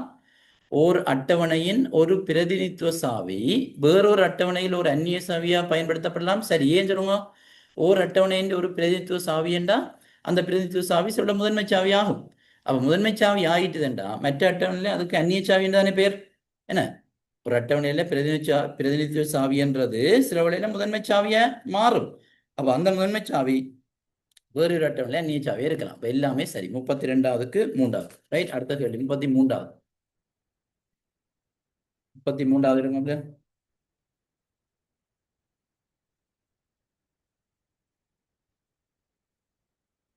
அடுத்தது, பின்னவற்றில் எவை ஒன்றுக்கு பலவான தொடர்புடைமைகளுக்கு உதாரணம்? One to many. ஒரு வாடிக்கையாளர் பல கட்டளைகளை இடலாம். அப்போ ஒன் டு மெனி வருது. மற்ற பக்கம் பாருங்க. ஆனால் ஒவ்வொரு கட்டளையும் ஒரு வாடிக்கையாளர் மாத்திரம் இடப்படுகிறது. என்ன சொல்லவில்லை? ஒரு வாடிக்கையாளர் பல கட்டளை இடலாம். இந்த ஐடியா இருக்கு தானே? இதை எழுதி விளங்கப்படுத்தி கொண்டிருக்க தேவையில்லை. ஒரு வாடிக்கையாளர் ஒரு வாடிக்கையாளர் பல கட்டளை இடுறாராம். ஒரு பக்கம் ஒன் டு மெனி, ரைட்? மற்றவங்க பாருங்க. ஆனால் ஒவ்வொரு கட்டளையும் ஒரு வாடிக்கையாளர். ஒவ்வொரு கட்டளையும் இடப்படுதாம் ஆறால பிள்ளைகள் ஒரு வாடிக்கையாளர். உங்களுக்கு தெரியும் ஒன் டு மெனி என்றா ஒரு பக்கம் ஒன் டு மெனி, மற்ற பக்கம் ஒன் டு ஒன். எனவே முதலாவது சரி. உங்களுக்கு ஒன் டு மெனி தானே கேட்டது. ரெண்டாவது, ஓர் ஊழியர் பல செயற்திட்டங்களுக்கு குறித்தொதுக்கப்படலாம். ஒரு ஊழியர் குறித்தொதுக்கப்படுறார், ரைட்? எங்க பிள்ளைகள் பல செயற்திட்டத்துக்கு. அப்போ ஒன் டு மெனி இதுல சரி. இப்ப மற்ற பக்கத்தை பார்ப்போம். அத்துடன் ஒவ்வொரு செயற்திட்டமும் பல ஊழியர்களை கொண்டிருக்கலாம். அப்ப ஒவ்வொரு செயற்திட்டமும் கொண்டிருக்குதாம், ரைட்? கொண்டிருக்குதாம் பல ஊழியர்களை. இது பிள்ளையல்லோ பிள்ளைகள் ரெண்டு பக்கம் ஒன் டு மெனி என்றா மெனி டு மெனி எல்லோ. எனவே பி வராது. சரியா? இது மெனி டு மெனி. மூன்றாவது, ஒரு திணைக்களம் ஒரு முகாமையாளரை கொண்டிருக்கான். ஒரு திணைக்களம் ஒரு முகாமையாளரை கொண்டிருக்கு அண்டா உடனே பிள்ளையன் எடுக்கக்கூடாது. ஏன்டா ஒன் டு மெனியில் ஒரு பக்கம் ஒன் டு ஒன் தானே, மற்ற பக்கம் பார்க்கணும். அது சரி. அத்துடன் ஒவ்வொரு முகாமையாளரும் பல திணைக்களங்களை முகாமிக்கின்றனர். பல திணைக்களங்கள். அப்போ ஒரு பக்கம் ஒன் டு ஒன், மற்ற பக்கம் ஒன் டு மெனி தானே இல்லை. அப்போ அதுவும் சரி, ரைட்? அதுவும் ஒன் டு மெனி. கடைசி, ஒரு வழங்குனர் ஒரு உருப்படியை வழங்கலாமாம். ஒரு வழங்குனர் வழங்குறார் ஒரு உருப்படி, ரைட்? ஒரு ஐட்டம். அத்துடன் ஓர் உருப்படியானது, ரைட்? அத்துடன் ஓர் உருப்படியானது ஒரு வழங்குனரால் மட்டும்தானே வழங்கப்படும். அப்ப மாறி பார்த்தா ஒன் டு ஒன் சொல்ற. அப்ப ரெண்டு பக்கம் ஒன் டு ஒன் இல்லை, ரெண்டு பக்கம் ஒன் டு ஒன் அது ஒன் டு ஒன்.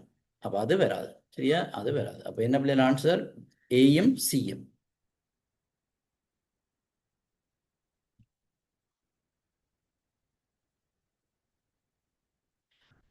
34வது, சைவர் தொடக்கம் 3 வரை முகப்படையாளப்பட்ட செவ்வன் வடிவங்களை ஏ தொடக்கம் டி பொருத்தட்டாம். சரி, டக்குன்னு பார்ப்போம்.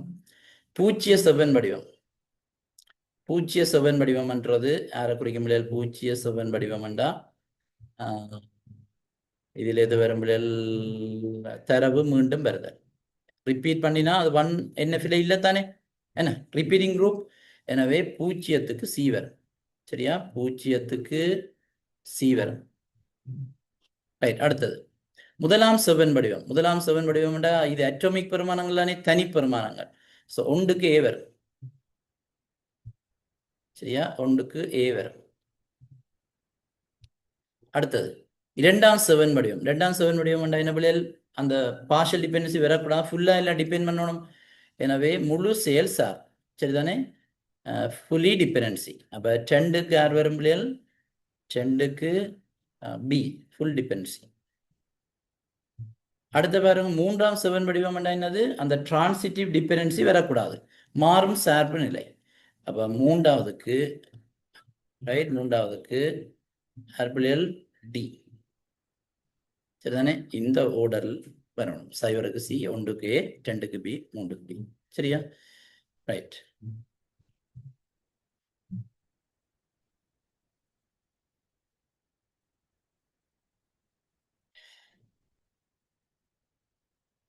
எஸ்கியூஎல் எல்லாம் வருது. சரி, கொண்டு போனால் டைம் போயிடும். அந்த எஸ்கியூஎல் மட்டும் முடிப்போம். சரி, இல்லை அது அடுத்த கிளாஸ் பார்ப்போம். அல்லது இந்த நார்மலைசேஷன் மட்டும் சொல்லிட்டு வரனே. எஸ்கியூஎல் அப்புறம் சொல்கிறேன். தரவுத்தள சிவனாக்கலின் முதன்மை நோக்கம் நார்மலைசேஷனையும் செய்கிறோம். தரவு மிகைமையையும் முரண்பாடுகளை நீக்கல். சரியான டேட்டா திருப்பி திருப்பி வாரது குறைக்கப்படும். அந்த அனோமலிஸ் என்று பார்த்துருந்தானே, insertion anomaly, updation anomaly, deletion anomaly, அதெல்லாம் இல்லாம போகும். அது சரி. தரவுத்தளத்தில் உள்ள அட்டவணைகளின் எண்ணிக்கை அதிகரிக்கிறது இல்லைன்னு, அது இந்த நோக்கம் இல்லை. தரவுகளை ஆனால் நாங்கள் நார்மலைசேஷன் செய்ய அட்டவணை அதிகரிக்கும், பட் அது நோக்கம் இல்லை. தரவுகளை தர்க்க ரீதியாக கட்டமைப்புகளாக தொடர்புடைமைகளாக ஒழுங்குபடுத்தல் இல்லைன்னு, நார்மலைசேஷன்ன்றது அது இல்லை. தரவுத்தள வினவல்களை எளிதாக்கல். தரவுத்தள வினவல் முதன்மை நோக்கம் கேட்கிறார், ரைட்? தரவுத்தள வினவல்களை விரைவுபடுத்தல். அப்ப முதன்மையான நோக்கம் உண்மையாக என்ன? டேட்டாவை ரிடண்டன்ட் பண்ணப்படக்கூடாது. அதாவது தரவுகள் திருப்பி திருப்பி வாரதை தடுத்து அந்த நாங்கள் வளமையாக சந்திக்கிற இந்த அனோமலிஸ் இருக்கு தானே, இன்சர்ட் பண்ண முடியாம போகிற, டிலீட் பண்ண முடியாம போகிறது, அதே இதுவள் வரலாம். பட் முதன்மையான நோக்கம் அதுதான். 35 கொண்டு ரைட். ஒரு 15 கேள்வி இருக்கு பிள்ளைகள். பிறகு ஒரு சந்தர்ப்பத்தில் பார்ப்போம். ஏதாவது டைம் இருந்தால் செய்கிறேன், அல்லது ஏதாவது ஒரு வகையில் அதை செய்து உங்களுக்கு அதை எக்ஸ்பிளைன் பண்ணக்கூடிய வசதியை செய்கிறேன். ரைட். இந்த அளவில் நீ படிக்கணும்.